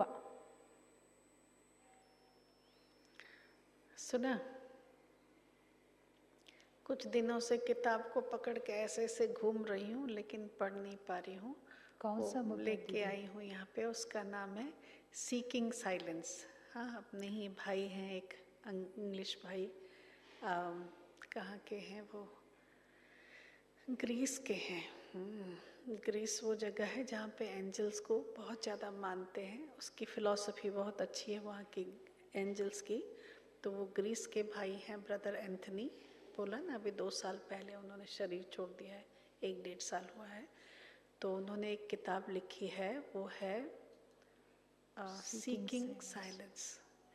सीकिंग साइलेंस, साइलेंस पे किताब है. ಕೆಲವು ದಿನಗಳಿಂದ ಪುಸ್ತಕ ಕೈಲಿ ಇಟ್ಕೊಂಡು ಓಡಾಡ್ತಾ ಇದ್ದಾರಂತೆ. ಇಷ್ಟೆಲ್ಲ ದೊಡ್ಡ ರಿಟ್ರೀಟ್ ಕನ್ಸ್ಟ್ರಕ್ಷನ್ ನಡೀತಿದೆ, ಸೇವೆ ನಿರಂತರವಾಗಿ ನಡೀತಿದೆ. ಅವ್ರ ಹತ್ರ ಒಮ್ಮೆ ಬಂದರೆ 5,000-6,000 ಜನ ಬರ್ತಾರಂತೆ ರಿಟ್ರೀಟ್ಗೆ, ಪ್ರೋಗ್ರಾಮ್ಗೆ. ಅಂಥದ್ರಲ್ಲೂ ಪುಸ್ತಕ ಇಟ್ಕೊಂಡು ಓಡಾಡ್ತಿದ್ದೀನಿ. ಪುಸ್ತಕದ ಹೆಸರು ಸೀಕಿಂಗ್ ಸೈಲೆನ್ಸ್, ಅಂದರೆ ಶಾಂತಿಯ ಹುಡುಕಾಟ. ಅದನ್ನು ಬರೆದಿರೋದು ಬ್ರದರ್ ಆ್ಯಂಥನಿ ಅಂತ, ಗ್ರೀಸ್ ದೇಶದವರು. ಯಾಕಂದರೆ ಗ್ರೀಸ್ ಮತ್ತು ಅಂದರೆ ರೋಮ್ ದೇಶಗಳಲ್ಲಿ ಒಂದು ಫರಿಷ್ಠೆಗೆ ಹೆಚ್ಚು ಮಾನ್ಯತೆ ಕೊಡ್ತಾರೆ. ಸೊ ಹಾಗಾಗಿ ಅವರು ಫರಿಷ್ಠೆ ಜೊತೆ ಮಾತುಕತೆ ಮಾಡೋದ್ರ ಬಗ್ಗೆ ತುಂಬ ಚೆನ್ನಾಗಿ ಮಾಡಿದ್ದಾರೆ. ಅದನ್ನು ಓದೋದಕ್ಕೆ ನಾನು ಪುಸ್ತಕ ಇಟ್ಕೊಂಡು ಓಡಾಡ್ತಾ ಇದ್ದೀನಿ ಅಂತ. विदेश के अपने 3 वरिष्ठ भाई, जैसे बाबा की यज्ञ के 3 वरिष्ठ भाई हैं, वो 3 वरिष्ठ भाइयों में से एक हैं ब्रदर एंथनी, और उन्होंने शरीर छोड़ दिया है. मैं आज सुबह उनको सुन भी रही थी, उनका एक क्लास सुन रही थी साइलेंस के ऊपर. बहुत बहुत सुंदर उनका अनुभव है साइलेंस का, जो करा रहे थे. ठीक है.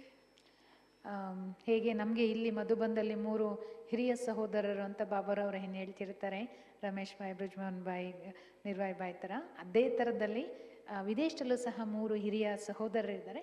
ಅದರಲ್ಲಿ ಒಬ್ಬರು ಈ ಆ್ಯಂಥನಿ ಅಣ್ಣನವರು. 2 ವರ್ಷಗಳಿಂದ ಅವರು ಇಲ್ಲ. ಬೆಳಗ್ಗೆನೂ ಸಹ ಅಕ್ಕನವರು ಅವ್ರದ್ದು ಶಾಂತಿಯ ಟಾಪಿಕ್ ಮೇಲೆ ಅಣ್ಣ ಮಾಡಿರುವಂಥ ಒಂದು ಕ್ಲಾಸನ್ನು ಕೇಳ್ತಾ ಇದ್ರಂತೆ.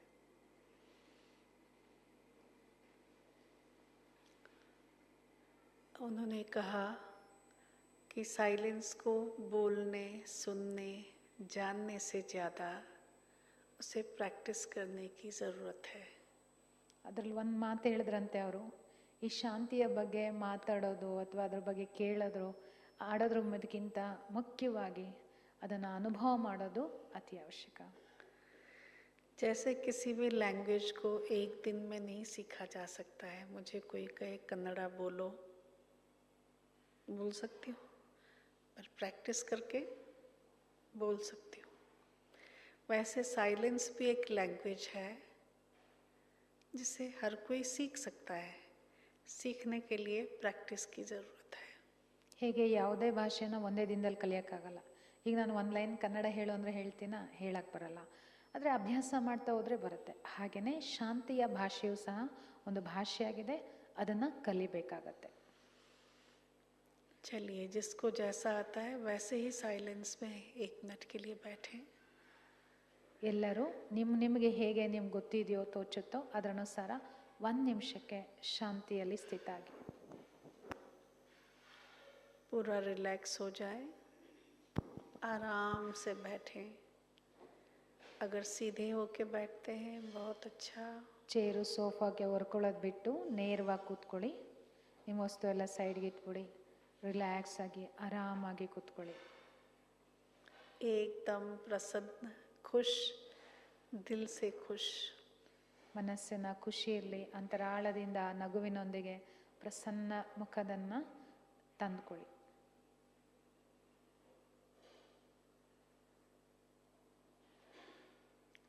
शरीर के हलचल को शांत करें, साइलेंट हो जाएं. ಶರೀರದ ಏರುಪೇರೇನಿದೆ, ಅಲಗಾಟ, ಅದನ್ನೆಲ್ಲ ಶಾಂತಗೊಳಿಸ್ಬಿಡಿ. मुख को साइलेंस. और अब मन को साइलेंट करें. ಮನಸ್ಸನ್ನು ಶಾಂತಗೊಳಿಸಿ, ಮೌನಗೊಳಿಸಿ.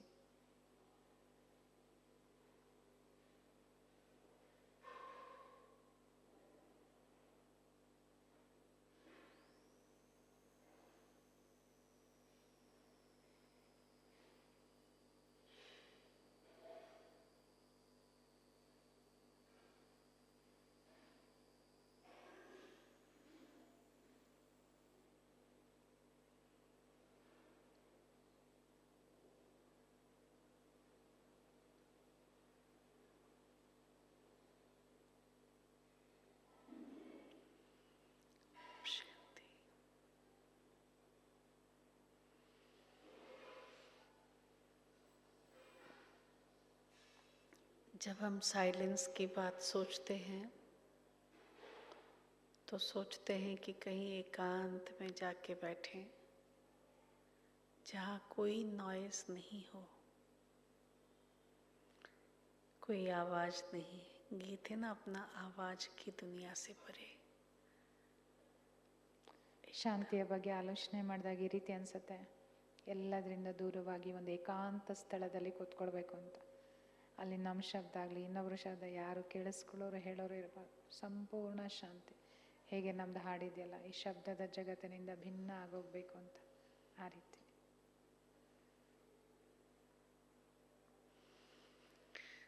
हम जब जाते हैं एकांत की जगह पे, समुद्र का किनारा, पहाड़ी के ऊपर या कहीं अकेले में जंगल में, तो बाहर कोई नॉइस नहीं होता है. ನಾವು ಏಕಾಂತ ಅಂದಾಗ ನಮಗೇನು ಏಕಾಂತ ಸ್ಥಳ ಅಂದರೆ ಸಮುದ್ರ ತೀರ, ಬೆಟ್ಟದ ಮೇಲಿನ ತುದಿ ಅಥವಾ ಕಾಡು ಅನಿಸುತ್ತೆ. ಯಾಕಂದರೆ ಅಲ್ಲಿ ಯಾವುದೇ ರೀತಿ ಶಬ್ದ ಅಂದರೆ ಜನರ ಶಬ್ದ ಇರೋದಿಲ್ಲ. लेकिन यहाँ शोर होता है. ಇಲ್ಲೇನಾಗುತ್ತೆ, ಮಾತಿಂದೇ ಜೋರಿರುತ್ತೆ. कोई याद आ रहा है, किसी की बात याद आ रही है, कोई काम याद आ गया है. ಏನಿಲ್ಲದೆ ಇದ್ರೂ ಮನಸ್ಸಿನಲ್ಲಿ ಯಾವುದಾದ್ರೂ ವಿಚಾರ ನೆನಪಾಗಿ ಬರುತ್ತೆ, ಇನ್ಯಾರೋ ನೆನಪಾಗ್ತಾರೆ, ಇನ್ನೇನೋ ಸೇವೆ ನೆನಪಾಗುತ್ತೆ, ಸದಾ ಗಲಾಟೆ ಇದ್ದೇ ಇರುತ್ತೆ.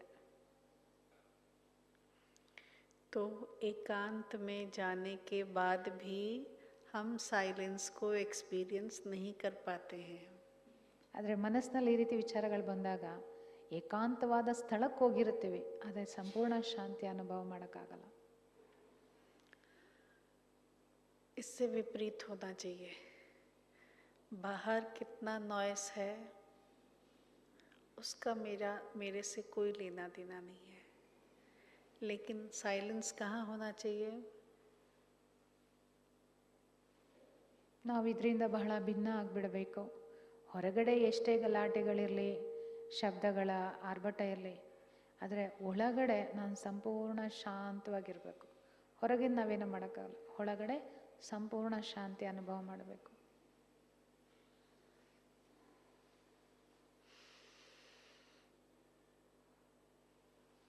यहाँ साइलेंस चाहिए. ಮನಸ್ಸಿನ ಮೌನ ಅತಿ ಅವಶ್ಯಕ. लेकिन साइलेंस जड़ता नहीं है, स्थूलता नहीं है.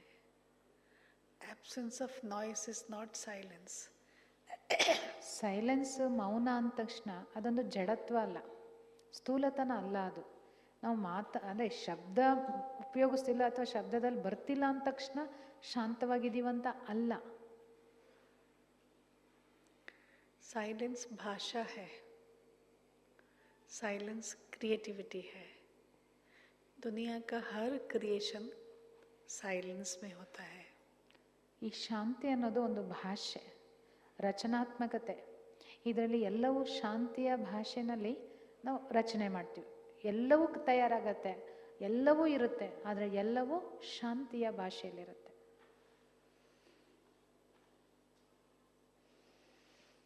क्योंकि साइलेंस भाषा है, कम्युनिकेशन है. हमको ये हॉरिजॉन्टल कम्युनिकेशन बहुत अच्छा आता है. किससे क्या बात करें, किसी से कैसा रिलेशन रखें, किस चीज़ पे कैसा रिएक्ट करें, ये हॉरिजॉन्टल कम्युनिकेशन बहुत अच्छा आता है. ನಮಗೇನಾಗುತ್ತೆ, ಸಾಧಾರಣವಾಗಿ ಈ ಕೆಳಮಟ್ಟದಲ್ಲಿ ತಳಮಟ್ಟದಲ್ಲಿ ಕಮ್ಯುನಿಕೇಟ್ ಮಾಡೋದು, ಮಾತಾಡೋದು ನಮಗೆ ಸಹಜ ಅನಿಸುತ್ತೆ. ಇವ್ರ ಜೊತೆ ಏನು ಮಾತಾಡ್ಬೇಕು, ಇವ್ರಿಗೆ ಏನು ಹೇಳಬೇಕು, ಅವ್ರ ಜೊತೆ ಏನು ಮಾತಾಡಬೇಕು ಅಂತ. ಬಟ್ ಇದು ನಮ್ಗೆ ಅಭ್ಯಾಸ ಆಗೋಗಿದೆ. ಆದರೆ ಈಗ ಶಾಂತಿಯ ಭಾಷೆಯ ಮೂಲಕ ನಾವು ಮಾತುಕತೆ ಮಾಡೋದನ್ನ ಅಭ್ಯಾಸ ಮಾಡ್ಕೋಬೇಕು. सुना भाषा भी नहीं आता होगा ना तो भी स्माइल करके पूछते हैं कि नहीं, कम्युनिकेशन हो जाता है, होता है कि नहीं होता है? ನಮ್ಗೆ ಯಾವ ಭಾಷೆ ಮಾತಾಡೋಕ್ಕೋಗಲ್ಲ ಅಂದ್ಕೊಳ್ಳಿ, ಮೂಕರಾಗಿರ್ತೀವಿ ಅಂದ್ಕೊಳ್ಳಿ, ಆವಾಗಲೂ ಏನು ಮಾಡ್ತೀವಿ, ಸ್ಮೈಲ್ ಮಾಡಿ ನಗ್ತೀವಿ, ನಗ್ಬಿಟ್ಟು ಸನ್ನೆ ಮಾಡಿ ಹೇಳ್ತೀವಿ ಅಲ್ವಾ. ये हॉरिजॉन्टल कम्युनिकेशन है, लेकिन साइलेंस जो कम्युनिकेशन देता है वो वर्टिकल्स कम्युनिकेशन है. ಇದೇನಂದರೆ ಈ ರೀತಿ ಒಂದೇ ಸಮತೋಲನದಲ್ಲಿ ಅಥವಾ ಸಮತಟ್ಟಾದಂಥ ಮಟ್ಟ. ಹಾರಿಜಾಂಟಲ್ ಅಂದರೆ ಏನಂತೆ, ಹೀಗೆ ಲೀನಿಯರ್ ಉದ್ದಕ್ಕಿರೋವಂಥದ್ದು ಆಯಿತಾ, ಅಡ್ಡಡ್ಡ. ಆದರೆ ವಾಸ್ತವಿಕವಾಗಿ ಇಲ್ಲಿಲ್ಲ ನಾವು ಕಮ್ಯುನಿಕೇಟ್ ಮಾಡಬೇಕಿರೋದು ಶಾಂತಿಯ ಭಾಷೆಯಿಂದ. ಶಾಂತಿಯ ಭಾಷೆ ವರ್ಟಿಕಲ್, ನೇರವಾಗಿ ಮೇಲ್ಮುಖವಾಗಿರುತ್ತೆ. तो साइलेंस का मतलब हुआ when you stop communicating horizontally, only communicating vertically with the Supreme Shiv बाबा. दुनिया का हर व्यक्ति किसी न किसी नाम से उसको जानता है, और जहाँ जाना है वो जो हाइट पे जो स्थान है उसको कोई शांति धाम, कोई निर्वाण धाम, कोई वर्ल्ड ऑफ साइलेंस, कोई स्वीट साइलेंस होम बोलता है, कोई सातवां आसमान बोलता है, कोई होम ऑफ गॉड बोलता है, जो जिसको भाषा में अलग अलग तरीके से बोलता है. लेकिन जब हम वर्टिकली कनेक्टिव होते हैं, वर्टिकली कम्युनिकेशन करना चाहते हैं, तो वहाँ पहुँचना होता है. ಶಾಂತಿಯ ಭಾಷೆ ಅಂದರೆ ನಿಜವಾದ ಅರ್ಥದಲ್ಲಿ ಅನುಭವ ಮಾಡಬೇಕು ಅಂದರೆ ಯಾವಾಗ ನಾವು ಈ ರೀತಿ ಸಮತಟ್ಟಾದಂತಹ ಮಟ್ಟದಲ್ಲಿ ಬಿಟ್ಟು, ಅಂದರೆ ಸ್ಥೂಲ ರೂಪದಲ್ಲಿ ಮಾತುಗಳನ್ನು ಬಿಟ್ಟು, ಈ ಜಗತ್ತಿನ ಅನುಸಾರ ಮಾತಾಡೋದನ್ನು ಬಿಟ್ಟು ವರ್ಟಿಕಲ್ ಆಗಿ ಅಂದರೆ ಮೇಲ್ಮುಖವಾಗಿ ಆ ಮೇಲಿರುವಂತಹ ಪರಂಪ್ರಿಯ ಶ್ರೀ ಬಾಬಾರವ್ರ ಜೊತೆ ನಾವೇನು ಮಾತಾಡ್ತೀವಿ ಅದು ನಿಜವಾದಂತಹ ಶಾಂತಿ. ಈ ಎಲ್ಲ ಜನಗಳಿಂದ, ಈ ಜಗತ್ತಿನಿಂದ ಭಿನ್ನವಾದಂಥ ಆ ಒಂದು ಎತ್ತರದ ಸ್ಥಾನದಲ್ಲಿರುವಂತಹ ತಂದೆಯ ಜೊತೆ ಮಾತನಾಡುವಂಥದ್ದು ಅದು ನಿಜವಾದಂತಹ ಶಾಂತಿಯ ಅನುಭೂತಿ. ಆ ಒಂದು ಸ್ಥಾನ, ಆ ಎತ್ತರದ ಸ್ಥಾನಕ್ಕೆ ಪರಮಧಾಮ ಅಂತಾರೆ, ಶಾಂತಿಧಾಮ ಅಂತಾರೆ, ಸ್ವೀಟ್ ಸೈಲೆನ್ಸ್ ಹೋಮ್ ಅಥವಾ ಮಧುರ ಶಾಂತಿಯ ಧಾಮ ಅಂತಾರೆ, ಅಥವಾ ಪರಮಾತ್ಮ ಇರುವಂತಹ ಧಾಮ ಅಂತ ಹೇಳ್ತಾರೆ, ದೇವರ ಧಾಮ ಅಂತ ಹೇಳ್ತಾರೆ, ಏಳನೇ ಆಕಾಶ ಅಥವಾ ಸಾತ್ವ ಆಸ್ಮಾನ್ ಅಂತಲೂ ಹೇಳ್ತಾರೆ. ಆ ಒಂದು ಶ್ರೇಷ್ಠ ಸ್ಥಾನದಲ್ಲಿರುವಂತಹ ತಂದೆ ಒಬ್ಬನ ಜೊತೆ, ಏಕೆಂದರೆ ಇಡೀ ಜಗತ್ತಿನ ಎಲ್ಲ ಜನ ಒಂದಲ್ಲ ಒಂದು ರೂಪದಲ್ಲಿ ಅಥವಾ ಭಾಷೆಯಲ್ಲಿ ತಮಗೆ ಗೊತ್ತಾಗಿರೋ ರೀತಿ ಆ ಒಬ್ಬ ಪರಮಾತ್ಮನ ಜೊತೆನೆ, ಆ ಮೇಲಿರುವಂಥ ಪರಮಾತ್ಮನ ಜೊತೆನೆ ಮಾತಾಡ್ತಾರೆ. ಅಂತಹ ಒಬ್ಬನ ಜೊತೆ ಆ ಎತ್ತರದ ಸ್ಥಿತಿನಲ್ಲಿ, ಸ್ಥಾನದಲ್ಲಿ ನಾನು ಮಾತಾಡೋದು ನಿಜವಾದಂತಹ ಶಾಂತಿಯ ಅನುಭೂತಿ. सबको समझ में आ रहा है? ಎಲ್ರಿಗೂ ಅರ್ಥ ಆಗ್ತಿದೆಯಾ? ಕೈ ಆಡಿಸಿ ಹೇಳಿ ಅರ್ಥ ಆಗ್ತಿದೆ ಅಂತ. गहरा सब्जेक्ट है लेकिन अपना सब्जेक्ट है, ठीक है. इस भाषा को हम जानते हैं लेकिन अभी यूज़ नहीं कर रहे हैं. अभी हमको इस भाषा को यूज़ करना सीखना ही पड़ेगा. ತುಂಬ ಆಳವಾದಂತಹ ವಿಷಯ ಇದು, ಗಂಭೀರವಾದಂಥ ವಿಷಯ, ಆದರೆ ನನಗೆ ಸಂಬಂಧಪಟ್ಟಂತಹ ವಿಷಯ. ಹಾಗಾಗಿ ನಾವು ಶಾಂತಿಯ ಬಗ್ಗೆ ಕೇಳಿದ್ದೀವಿ, ಹೇಳ್ತೇವೆ, ಆದರೆ ಉಪಯೋಗಿಸ್ಕೊಂಡಿಲ್ಲ. ಈಗ ಈ ಭಾಷೆಯನ್ನು ನಾವು ನಮಗೋಸ್ಕರ ಉಪಯೋಗಿಸೋದನ್ನು ಕಲೀಲೇಬೇಕಾಗುತ್ತೆ.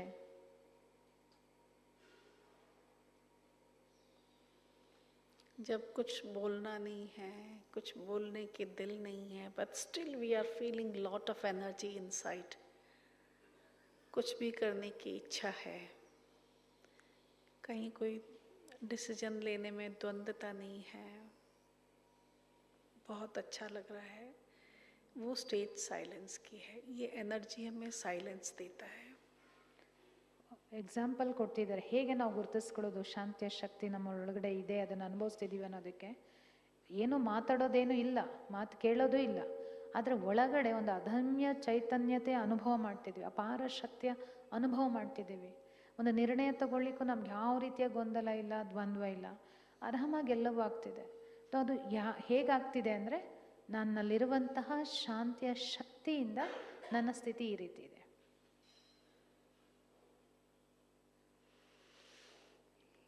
सुना, साइलेंस इतना भाजे एक्चुअली जब ये हॉरिजॉन्टल कम्युनिकेशन होता है उस समय वी यूज़ आवर एनर्जी, जो शक्ति है अंदर उस शक्ति को हम काम यूज़ करते हैं. इससे बोला, उसको देखा, इससे सुना, इसकी बात जानी, सुना देखा बोला, एनर्जी खत्म. ಈ ತಳಮಟ್ಟದಲ್ಲಿ ಅಥವಾ ಸಮತಟ್ಟಾದಂತಹ ಮಟ್ಟದಲ್ಲಿ ನಾವು ಮಾತಾಡುವಾಗ ಅಥವಾ ಇವ್ರ ಜೊತೆ ಎದುರುಗಡೆ ಇರೋರ ಜೊತೆ ಮಾತಾಡುವಾಗ ಏನಾಗ್ತೀವಿ, ನಮ್ಮೊಳಗಿರುವಂಥ ಶಕ್ತಿಯನ್ನು ಉಪಯೋಗಿಸ್ತೀವಿ. ಎಲ್ಲರಿಗೂ ಎಲ್ಲ ಥರದ ವಿಚಾರಗಳಲ್ಲೇ ಶಕ್ತಿ ಖರ್ಚಾಗೋಗುತ್ತೆ. हॉरिजॉन्टल कम्युनिकेशन, वर्टिकल कम्युनिकेशन वो जैसे कि प्लग इन हो जाता है, आत्मा चार्ज होने लगती है. ನಾವೇನು ಮೇಲ್ಮುಖವಾಗಿ ತಂದೆ ಒಬ್ಬನ ಜೊತೆ ನಾವು ಮಾತನಾಡ್ತಿರ್ತೀವಿ, ಆಗೇನಾಗುತ್ತೆ, ನಮ್ಮ ಶಕ್ತಿ ಖರ್ಚಾಗಲ್ಲ. ಪರಮಾತ್ಮ ಏನು ಪವರ್ ಹೌಸ್ ಇದ್ದಾರೆ, ಅವ್ರ ಜೊತೆಗೆ ಹೇಗೆ ನಾವು ಪಿನ್ನನ್ನು ಹಾಕ್ತೀವಲ್ಲ ಸಾಕೆಟ್ಗೆ, ಆ ಥರ ಪ್ಲಗ್ ಇನ್ ಆಗಿಬಿಡುತ್ತೆ. ಕೇಳಿಸ್ಕೊತಿದ್ದೀರಲ್ವಾ?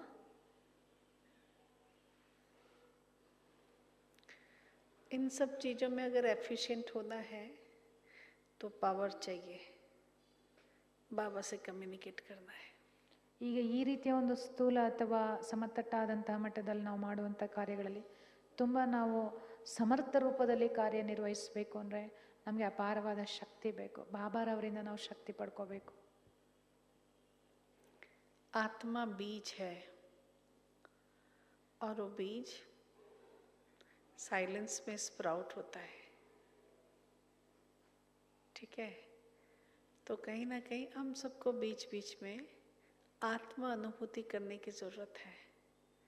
आत्मा अनुभूति कुछ अलग नहीं, लेकिन एक्सपीरियंसिंग योर ओन ब्लूप्रिंट, जो मैं ओरिजिनली बनाया गया हूँ, जिस काम के लिए ओरिजिनली बनाया गया हूँ, उस ओरिजिनल स्टेज में खड़े होना साइलेंस है. ನನ್ನ ಆತ್ಮ ಒಂದು ಬೀಜ ಇದ್ದಂತೆ. ಎಲ್ಲ ಬೀಜಗಳು ಕೇಳಿಸ್ಕೊತಿದ್ದೀರಾ? ಸ್ವಲ್ಪ ಗಮನ ಇಡಿ, ಎಷ್ಟು ಸುಂದರವಾಗಿರೋ ಟಾಪಿಕ್ ಹೇಳ್ತಿದ್ದಾರೆ. ನನ್ನ ಆತ್ಮ ಒಂದು ಬೀಜ ಇದ್ದಂತೆ, ಆ ಬೀಜ ಶಾಂತಿಯಲ್ಲಿ ಮೊಳಕೆ ಹೊಡೆಯುತ್ತೆ ಅಂದಾಗ ಈ ಶಾಂತಿಯ ಅನುಭೂತಿ ಅಥವಾ ನನ್ನ ಆತ್ಮ ಒರಿಜಿನಲಿ ಏನಿದ್ದೀನಲ್ಲ, ನನ್ನ ಬ್ಲೂ ಪ್ರಿಂಟ್, ನೀಲನಕ್ಷೆ ಅಂತ ನಾವೇನು ಹೇಳ್ತೀವಿ, ಆ ನೀಲನಕ್ಷೆಯ ಅಥವಾ ನನ್ನ ಒರಿಜಿನಲ್ ಸ್ವರೂಪದ ಅನುಭವ ಮಾಡೋದು, ಆ ಸ್ಥಿತಿನಲ್ಲಿ ಸ್ಥಿತನಾಗೋದಿದೆಯಲ್ಲ, ಅದು ನಿಜವಾದಂತಹ ಶಾಂತಿಯ ಸ್ಥಿತಿ. एक्चुअली साइलेंस और शांति में थोड़ा अंतर है. हाँ, उसको उसकी गहराई धीरे धीरे आप जब प्रैक्टिस करेंगे ना तब समझ पाएंगे कि शांति क्या है, साइलेंस क्या है. साइलेंस का मीनिंग खाली शांति नहीं है. ನಾವೇನು ಟ್ರಾನ್ಸ್ಲೇಷನಲ್ಲಿ ಶಬ್ದ ಉಪಯೋಗಿಸ್ತೀವಿ, ಹಿಂದಿನಲ್ಲಿ ಶಾಂತಿ ಅಂತಲೂ ಶಬ್ದ ಇದೆ, ಕನ್ನಡದಲ್ಲಿ ನಾವು ಸೈಲೆನ್ಸ್ಗೆ ಶಾಂತಿ ಅಂತ ನಾವು ಯೂಸ್ ಮಾಡ್ತೀವಿ ಅಥವಾ ಮೌನ ಅಂತ ಹೇಳ್ತೀವಿ. ತೋ ಮೌನ ಅಥವಾ ಶಾಂತಿ ಅನ್ನೋದು ಬರೀ ಟ್ರಾನ್ಸ್ಲೇಷನಲ್ಲಿ ನಾವು ಹೇಳ್ತೀವಲ್ಲ ಅಷ್ಟೇ ಅಲ್ಲ,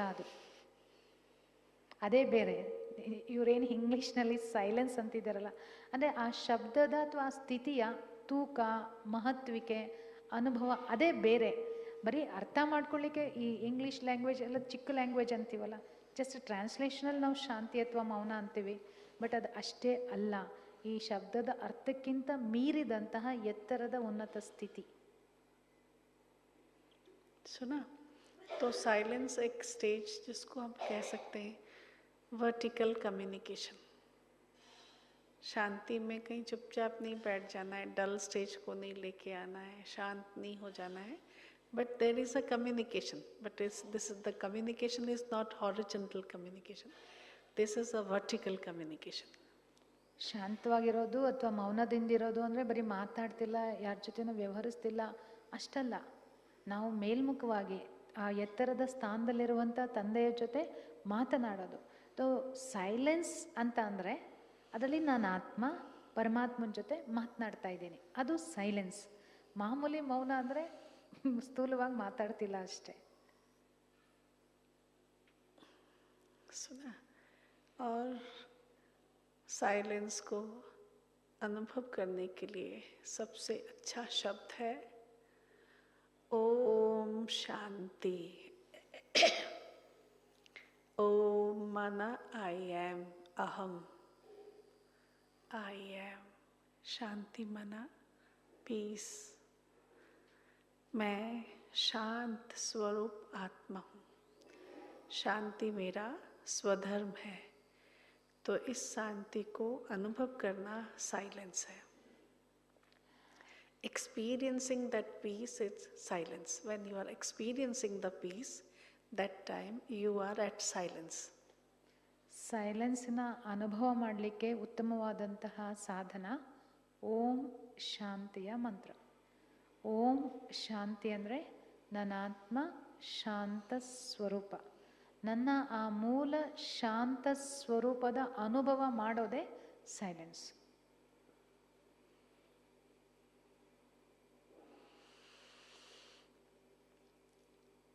साइलेंस क्रिएटिव है। साइलेंस कम्युनिकेशन एम्पावरिंग प्रोसेस है, चार्जिंग प्रोसेस है। तो ಸೈಲೆನ್ಸ್ ಏನಿದೆಯಲ್ಲ ಅದು ಬರೀ ಮೌನ ಅಲ್ಲ, ಅದು ರಚನಾತ್ಮಕತೆ, ಕ್ರಿಯೇಟಿವಿಟಿ ಇದೆ. ಸೈಲೆನ್ಸಲ್ಲಿ ಕಮ್ಯುನಿಕೇಷನ್ ಇದೆ. ಯಾರ ಜೊತೆ? ಪರಮಾತ್ಮನ ಜೊತೆ. ಯಾತಕ್ಕೋಸ್ಕರ? ನನ್ನನ್ನು ನಾನು ಶಕ್ತಿಶಾಲಿ ಮಾಡ್ಕೊಳ್ಳಿಕ್ಕೆ, ಎಂಪವರ್ ಮಾಡ್ಕೊಳ್ಳಿಕ್ಕೆ. ಅದೊಂದು ಚಾರ್ಜಿಂಗ್ ಮೆಕ್ಯಾನಿಸಮ್ ಥರ. चार्जिंग मैकेनिज़्म को भी अगर हम समझते हैं, मोबाइल जब यूज़ होते होते डिस्चार्जिंग लेवल पे आता है, हम उसे चार्ज करने के लिए प्लग इन करते हैं। And what is that charging process? जब बैटरी में से इलेक्ट्रॉन, प्रोटॉन, न्यूट्रॉन यूज़ होता है तो गोल गोल घूम के स्कैटर्ड होते जाते हैं, यूज़ होता जाता है, स्कैटर्ड हो गए। लेकिन जब हम उसे चार्ज करते हैं तो वो और पास में आते चार्ज होते जाते हैं। और जब फुल चार्ज हो जाते हैं उसके बाद जो स्टेज आता है उसको कहते हैं स्टिलनेस। क्या कहते हैं उसको? स्टिलनेस। ट्रांसलेट करो उसको, क्या है? ಹೇಗೆ ನಾನು ಹೇಳಿದೆ ಚಾರ್ಜಿಂಗ್ ಮೆಕ್ಯಾನಿಸಮ್ ಅಂತ ಶಬ್ದ, ಅದು ನಿಮಗೆಲ್ಲ ಗೊತ್ತಿದೆ. ಮೊಬೈಲ್ ನೀವೆಲ್ಲ ಉಪಯೋಗಿಸ್ತೀರಿ. ಮೊಬೈಲ್ ಉಪಯೋಗಿಸಲ್ಲ, ಕೈ ಎತ್ತಿ. ವಾ, ನಿದ್ರೆ ಮಾಡೋರು ಯಾರು ಮೊಬೈಲ್ ಉಪಯೋಗಿಸ್ತಾ ಇಲ್ವಾ? ಎಲ್ಲ ಉಪಯೋಗಿಸ್ತೀರ. ಹೆಂಗೆ ಚಾರ್ಜ್ ಮಾಡ್ತೀವಿ? 2 ಪಿನ್ ಏನಿರುತ್ತೆ ಅದು ಎರಡನ್ನು ಪ್ಲಗ್ ಇನ್ ಮಾಡ್ತೀವಿ, ಚಾರ್ಜ್ ಆಗ್ತಾ ಹೋಗುತ್ತೆ. ಚಾರ್ಜಿಂಗ್ ಅಂದರೆ ಏನು ನಡೆಯುತ್ತೆ ಆ್ಯಕ್ಚುಲಿ?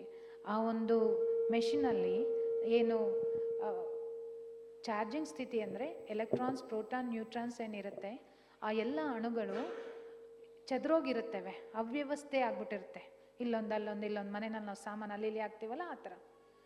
ಚಾರ್ಜಿಂಗ್ ಮಾಡುವಾಗ ಏನಾಗುತ್ತೆ, ನಿಧಾನಕ್ಕೆ ಹತ್ತತ್ರ ಅಂದರೆ ಒಂದು ಸುವ್ಯವಸ್ಥೆಗೆ ಬರುತ್ತೆ, ಅಂದರೆ ಅರೇಂಜ್ಡ್ ಸ್ಟೇಟಿಗೆ ಬರುತ್ತೆ. ಅದನ್ನು ಚಾರ್ಜಿಂಗ್ ಸ್ಥಿತಿ. ಎಲ್ಲವೂ ಎಷ್ಟು ಎಲ್ಲೆಲ್ಲಿ ಯಾವ್ಯಾವ ಅಣುಗಳು ಬರಬೇಕೋ ಅಲ್ಲಿಗೆ ಬಂದಾಯಿತು, ಎಲ್ಲೆಲ್ಲಿ ಏನೇನು ಇಡಬೇಕು ಅದೆಲ್ಲ ಇಟ್ಟಾಯ್ತು ಅಂದಮೇಲೆ ಫುಲ್ ಮುಗೀತು ಅಲ್ವಾ? ಸೊ ಆ ಸ್ಥಿತಿಗೆ ಸಂಪೂರ್ಣ ಚಾರ್ಜ್ ಆಗೋಯ್ತು, ಇನ್ನೇನೂ ವ್ಯವಸ್ಥಿತ ಸ್ಥಿತಿಗೆ ತರುವಂಥದ್ದಿಲ್ಲ, ಎಲ್ಲಿ ತಲುಪಬೇಕೋ ಅಲ್ಲಿ ತಲುಪಾಯ್ತು ಅನ್ನುವಂಥ ಸ್ಥಿತಿಗೆ ಸ್ಟಿಲ್ನೆಸ್ ಅಂತ ಹೇಳಿ ಕರೀತಾರೆ. ಅಂದರೆ ತಟಸ್ಥ, ಸ್ಥಿರ, ಒಂದು ಚೂರೂ ಅಲುಗಾಟ ಇಲ್ಲ, ತಟಸ್ಥ ಸ್ಥಿತಿ ಅಥವಾ ಸ್ಥಿರವಾದಂತಹ ಸ್ಥಿತಿ.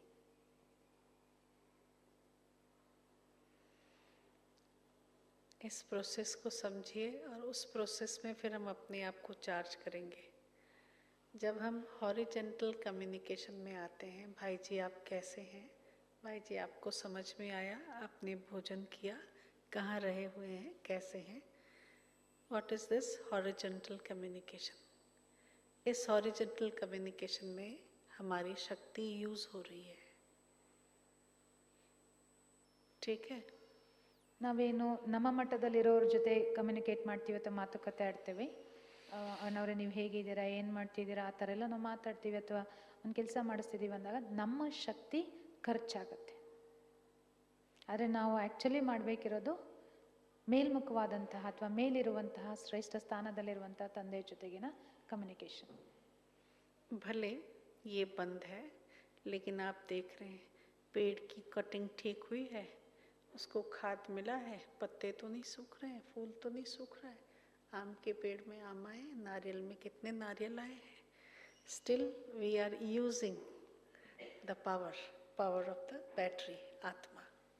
ಬಾಯಿ ಮೌನದಲ್ಲಿರ್ಬೋದು, ಮಾತಾಡ್ತಿಲ್ಲ ಅಷ್ಟೆ, ಆದ್ರೂ ನೀವು ನಡೀತಿರ್ತೀರಿ. ನಡೆಯುವಾಗ ನಿಮಗೆಲ್ಲ ಕಣ್ಣು ಕಾಣಿಸುತ್ತೆ, ಅದೆಲ್ಲ ನೋಡ್ತಾ ಅಯ್ಯೋ ಗಿಡದ ಕಟ್ಟಿಂಗೇ ಮಾಡಿಲ್ಲ, ಇವು ಟ್ರಿಮ್ಮಿಂಗೇ ಮಾಡಿಲ್ಲ, ಎಲೆಗಳೆಲ್ಲ ಒಣಗಿದೆ, ನೀರು ಹಾಕಿಲ್ಲಲ್ಲ, ಮಾವಿನ ಮರದಲ್ಲಿ ಹಣ್ಣೇ ಬಿಟ್ಟಿಲ್ಲಲ್ಲ, ತೆಂಗಿನ ಮರದಲ್ಲಿ ಎಷ್ಟು ತೆಂಗಿನಕಾಯಿ ಇದೆ.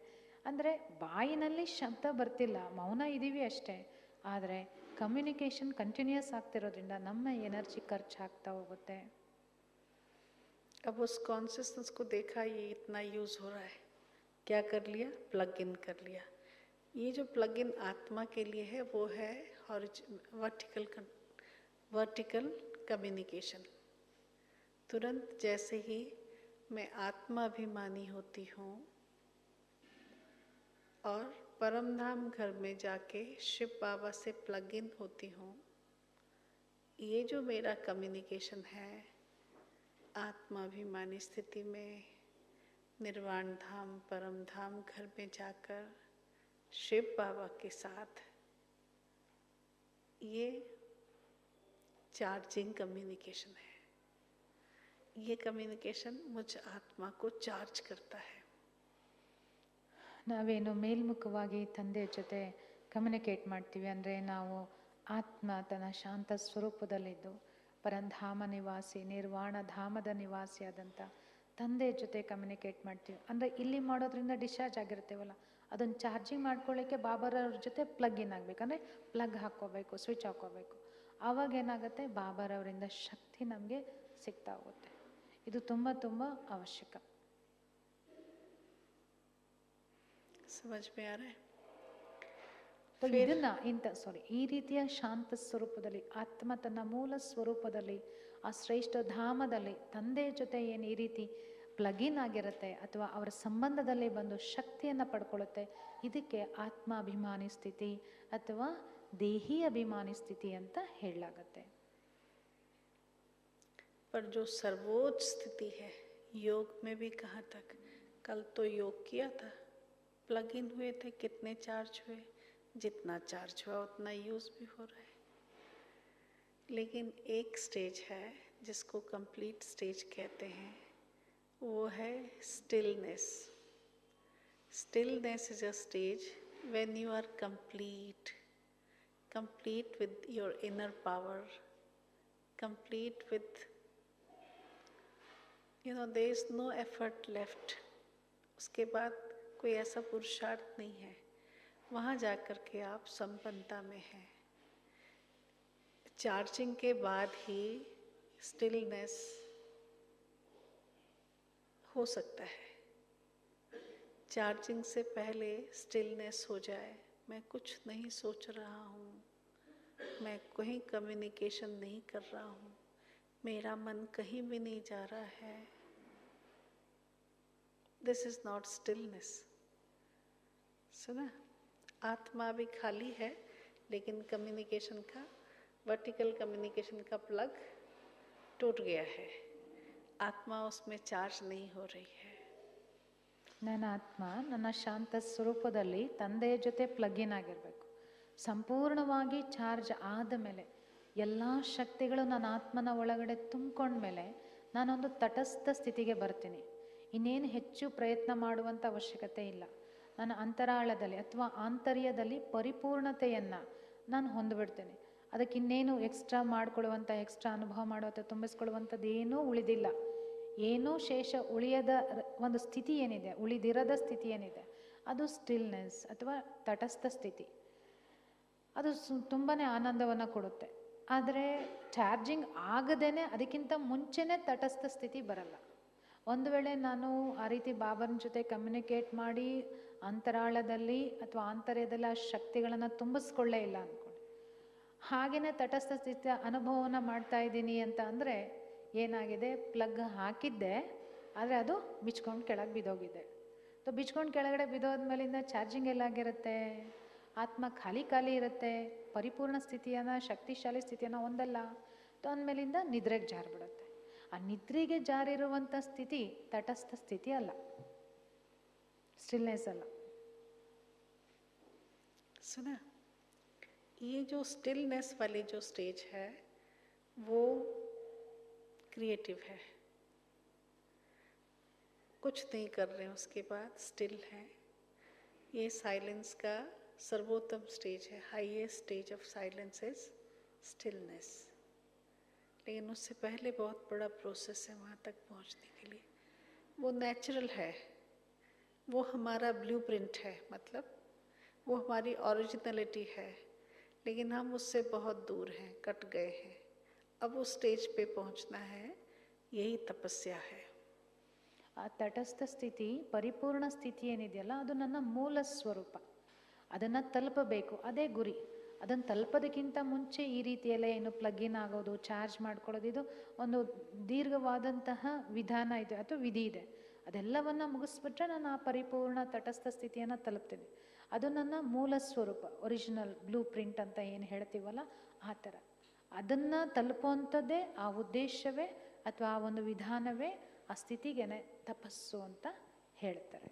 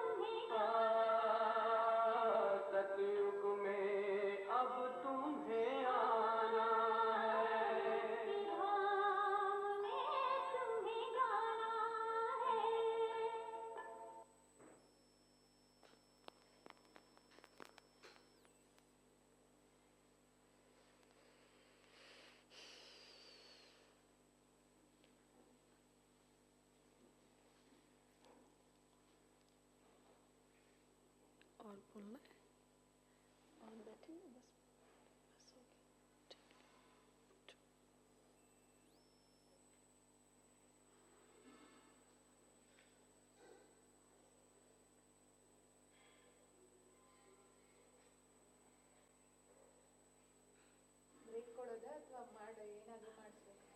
15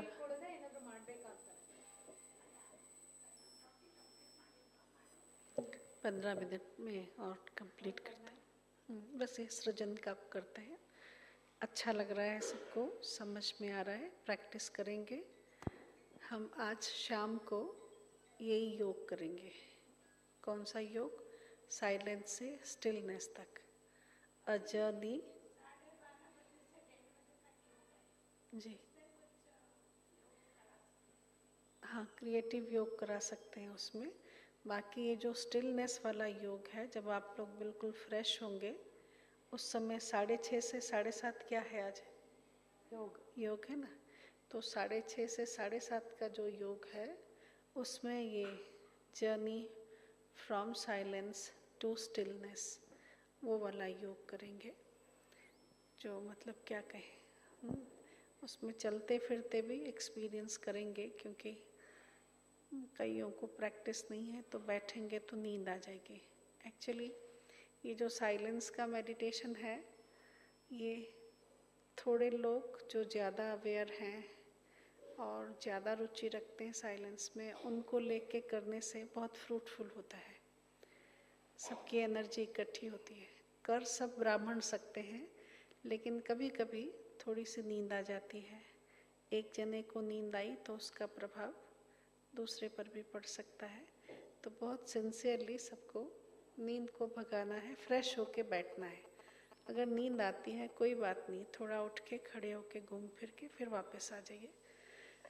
ದೀದಿ तो इसका ಸಂಜೆ एक्सपीरियंस ಯೋಗದಲ್ಲಿ बहुत अच्छा होता है। 6:30 7:30 ಈ ಒಂದು ಶಾಂತಿಯಿಂದ ತಟಸ್ಥ ಸ್ಥಿತಿಗೆ ಪಯಣ, ಶಾಂತಿಯಿಂದ ತಟಸ್ಥ ಸ್ಥಿತಿಯೆಡೆಗಿನ ಪಯಣ, ಆ ಒಂದು ಟಾಪಿಕ್ ಮೇಲೆ, ಅಂದರೆ ಈಗ ಏನು ಟಾಪಿಕ್ ಹೇಳಿದರು, ಶಾಂತಿಯ ಭಾಷೆ ಮತ್ತು ತಟಸ್ಥ ಸ್ಥಿತಿ ಅನುಭೂತಿ ಮಾಡೋದು, ಅದನ್ನ ಮೇಲೆ ಯೋಗ ಮಾಡಿಸ್ತಾರೆ. ಆದರೆ ಈಗಲೂ ಮಾಡಿಸ್ಬೋದು, ಈ ಕ್ರಿಯೇಟಿವ್ ಯೋಗ ಮಾಡಿಸ್ತಾರೆ. ಉಳಿದಂಥ ಸಂಜೆ ನೀವೆಲ್ಲ ಫ್ರೆಶ್ ಆಗಿ ತುಂಬಾ ಎನರ್ಜೆಟಿಕ್ ಆಗಿ ಬರ್ತಿರಲ್ಲ ಹಾಗೆ. ಯಾಕಂದರೆ ಇದು ಸ್ವಲ್ಪ ಶಾಂತಿ ಅನುಭೂತಿ ಅಂತ ಅಂದರೆ ನೀವು ಏಕ್ದಮ್ ನಿದ್ರೆಗೆ ಹೊಟ್ಟೋಗ್ತಾರೆ. ಯಾಕಂದರೆ ಅಭ್ಯಾಸದ ಕೊರತೆ. ಎಲ್ಲ ಬ್ರಾಹ್ಮಣರು ಮಾಡ್ಬೋದು, ಆದರೆ ಹೆಚ್ಚು ಯಾರು ಪ್ರಜ್ಞಾಸ್ಥಿತಿನಲ್ಲಿರ್ತಾರೆ ಅಥವಾ ಅದ್ರ ಬಗ್ಗೆ ಆಸಕ್ತಿ ಜಾಸ್ತಿ ಇರುತ್ತೆ ಅಂಥವರು ಸ್ವಲ್ಪ ಜನ ಸೇರ್ಕೊಂಡು ಮಾಡಿದಾಗ ಇದು ತುಂಬಾ ಲಾಭದಾಯಕ ಆಗುತ್ತೆ. ಆದರೆ ಎಲ್ಲರೂ ಮಾಡ್ಬೋದು. ಈಗ ಸ್ವಲ್ಪ ಎಲ್ಲ ಸುಸ್ತು, ಅದೇನೋ ಒಬ್ರಿಗೆ ನಿದ್ರೆ ಬಂದರೆ ಎಲ್ರಿಗೂ ನಿದ್ರೆ ಬರುತ್ತೆ. ಎಷ್ಟು ಚೆನ್ನಾಗಿ ನಿದ್ರೆ ಮಾಡ್ತಾ ಇದ್ದೀರಾ ಅಂದರೆ, ನಾನು ಬಟ್ಟಿನಲ್ಲಿದ್ದೀನಿ, ಹಾಲಲ್ಲಿದ್ದೀನಿ, ದೀದಿ ಮುಂದೆ ಕೂತಿದ್ದೀನಿ, ನಾನು ಪರಿಷ್ಠ ಆಗಕ್ಕೆ ಬಂದಿದ್ದೀನಿ, ಯಾವುದರ ಪರಿವಿಲ್ಲ, ನಿಶ್ಚಿಂತ ಚಕ್ರವರ್ತಿ ಆಗ್ಬಿಟ್ಟಿದ್ದೀರು. ದೀದಿ ನೋಡ್ತಿದ್ದಾರೆ, ಅವ್ರಿಗೆ ಗೊತ್ತಾಗುತ್ತಲ್ವಾ. ಅದೇ ಕಠಿಣ ಶಬ್ದಗಳು ಉಪಯೋಗಿಸಲ್ಲ, ಮಧುರ ಶಬ್ದಗಳಲ್ಲೇ ಹೇಳ್ತಾರೆ. ಅಷ್ಟಕ್ಕೆ ನೀವು ಮೀಠೆ ಮೀಠೆ ವಚ್ಚ ಅರ್ಥ ಮಾಡ್ಕೊಂಬಿಡ್ಬೇಕಷ್ಟೆ, ಆಯಿತಾ. ಹಾಗಾಗಿ ಸಂಜೆ ಮಾಡಿಸ್ತಾರೆ, ಇವಾಗ ಕ್ರಿಯೇಟಿವ್ ಯೋಗ ಮಾಡಿಸ್ತಾರೆ, ಫ್ರೆಶ್ ಆಗಿ ಬರಬೇಕು. ये सारा मैकेनिज्म कैसे काम करता है, उसके लिए हम एक एग्जाम्पल लेते हैं. ಈಗ ಈ ಒಂದು ವಿಧಾನ ಏನಿದೆಯಲ್ಲ, ಇದು ಯಾವ ರೀತಿ ಕೆಲಸ ಮಾಡುತ್ತೆ ಅನ್ನೋದಕ್ಕೆ ಒಂದು ಉದಾಹರಣೆ ಕೊಟ್ಟು ಅರ್ಥ ಮಾಡಿಸ್ತಾರೆ. आप कोई भी बीज डब्बे में बंद करके एक अंधेरे कमरे में रख दीजिए. 1 साल 2 साल रखिए, वो स्प्राउट होगा. ಯಾವುದೋ ಒಂದು ಡಬ್ಬ ಇದೆ, ಡಬ್ಬದೊಳಗಡೆ ಒಂದು ಕಾಳು ಹಾಕಿದ್ದೀವಿ, ಕಾಳು ಹಾಕ್ಬಿಟ್ಟು ಮುಚ್ಚಿಬಿಟ್ಟು ಒಂದು ರೂಮಲ್ಲಿ ಇಟ್ಬಿಟ್ಟಿದ್ದೀವಿ. 1 ವರ್ಷ 2 ವರ್ಷ 3 ವರ್ಷ ಆಗಲಿ, ಮೊಳಕೆ ಹೊಡೆಯುತ್ತಾ ಅದು? नहीं करेगा. उस बीज को जमीन में सूर्य की किरणें जहाँ डलती हो वहाँ डाल दीजिए. 4 दिन में स्प्राउट दिखने लग जाएगा. ಅದೇ ಬೀಜವನ್ನು ನೀವು ಮಣ್ಣಲ್ಲಿ ಹಾಕ್ಬಿಟ್ಟು, ಸೂರ್ಯನ ಬಿಸಿಲು ಮಳೆ ಸಾರಿ ನೀರು ಬರುತ್ತಲ್ಲ ಅಲ್ಲಿ ನೀವು ಹಾಕ್ಬಿಟ್ರೆ 4 ದಿನಕ್ಕೆ ಮೊಳಕೆ ಹೊಡೆಯುತ್ತೆ. सॉइल नहीं, सूर्य किरणें हो तो भी नहीं. सूर्य की किरणें नहीं, सॉइल हो तो भी नहीं. ಬರೀ ಮಣ್ಣಿದೆ, ಸೂರ್ಯನ ಕಿರಣಗಳಿಲ್ಲ ಅಂದ್ರೂ ಮೊಳಕೆ ಹೊಡೆಯಲ್ಲ. ಬರೀ ಸೂರ್ಯನ ಕಿರಣಗಳಿದಾವೆ, ಮಣ್ಣಿಲ್ಲ ಅಂದ್ರೂ ಮೊಳಕೆ ಹೊಡೆಯಲ್ಲ. सूर्य की किरणें हैं वर्टिकल कम्युनिकेशन. शिव बाबा से, परम धाम घर से शक्तियाँ मिलना सूर्य की किरणें हैं. जैसे सूर्य की किरणें सब जगह है, ऑस्ट्रेलिया, अमेरिका, भारत, सब जगह. समय अलग अलग हो सकता है, लेकिन सब जगह पे इक्वली पड़ता है, विदाउट डिस्क्रिमिनेशन. बाबा से शक्तियाँ सबके लिए बरस रही हैं, लेकिन जो बंद डब्बे से निकल के बाहर कम्युनिकेट करता है उसको मिलता है। तो ये सॉइल है हमारी स्थिति, सूर्य की किरणें हैं हमारा कम्युनिकेशन शिव बाबा के साथ। उस स्थिति में जाके स्टिलनेस जब आता है तो जाकर के क्रिएटिविटी हमारी शुरू होती है, रचनात्मकता शुरू होती है। हम ट्रांसफॉर्म होने लगते हैं, ब्राह्मण से क्या बनते हैं? फरिश्ता बनते हैं। ಹೀಗೆ ಬರೀ ಮಣ್ಣೆ ಇದ್ರೆ ಆಗಲ್ಲ, ಬರೀ ಸೂರ್ಯನ ಕಿರಣಗಳಿದ್ರೆ ಆಗಲ್ಲ ಅಂತ ಹೇಳ್ತೀವಿ. ಅದೇ ಥರದಲ್ಲಿ ಅಕ್ಕ ಹೇಳ್ತಾರೆ, ಮಣ್ಣು ಅಂತ ಅಂದ್ರೆ ನಮ್ಮ ಸ್ಥಿತಿ, ಸೂರ್ಯನ ಕಿರಣಗಳು ಅಂದ್ರೆ ಆ ಶ್ರೇಷ್ಠನಾದಂತಹ ತಂದೆಯೊಂದಿಗಿನ ನಮ್ಮ ಕಮ್ಯುನಿಕೇಶನ್ ಅಥವಾ ವಾರ್ತಾಲಾಪ, ಸಂಬಂಧ, ಸಂಪರ್ಕ. ಆ ಕಮ್ಯುನಿಕೇಶನ್ ಬೇಕು, ಮತ್ತೆ ನಾವು ಕೇಳಿಸ್ತಿಲ್ವ?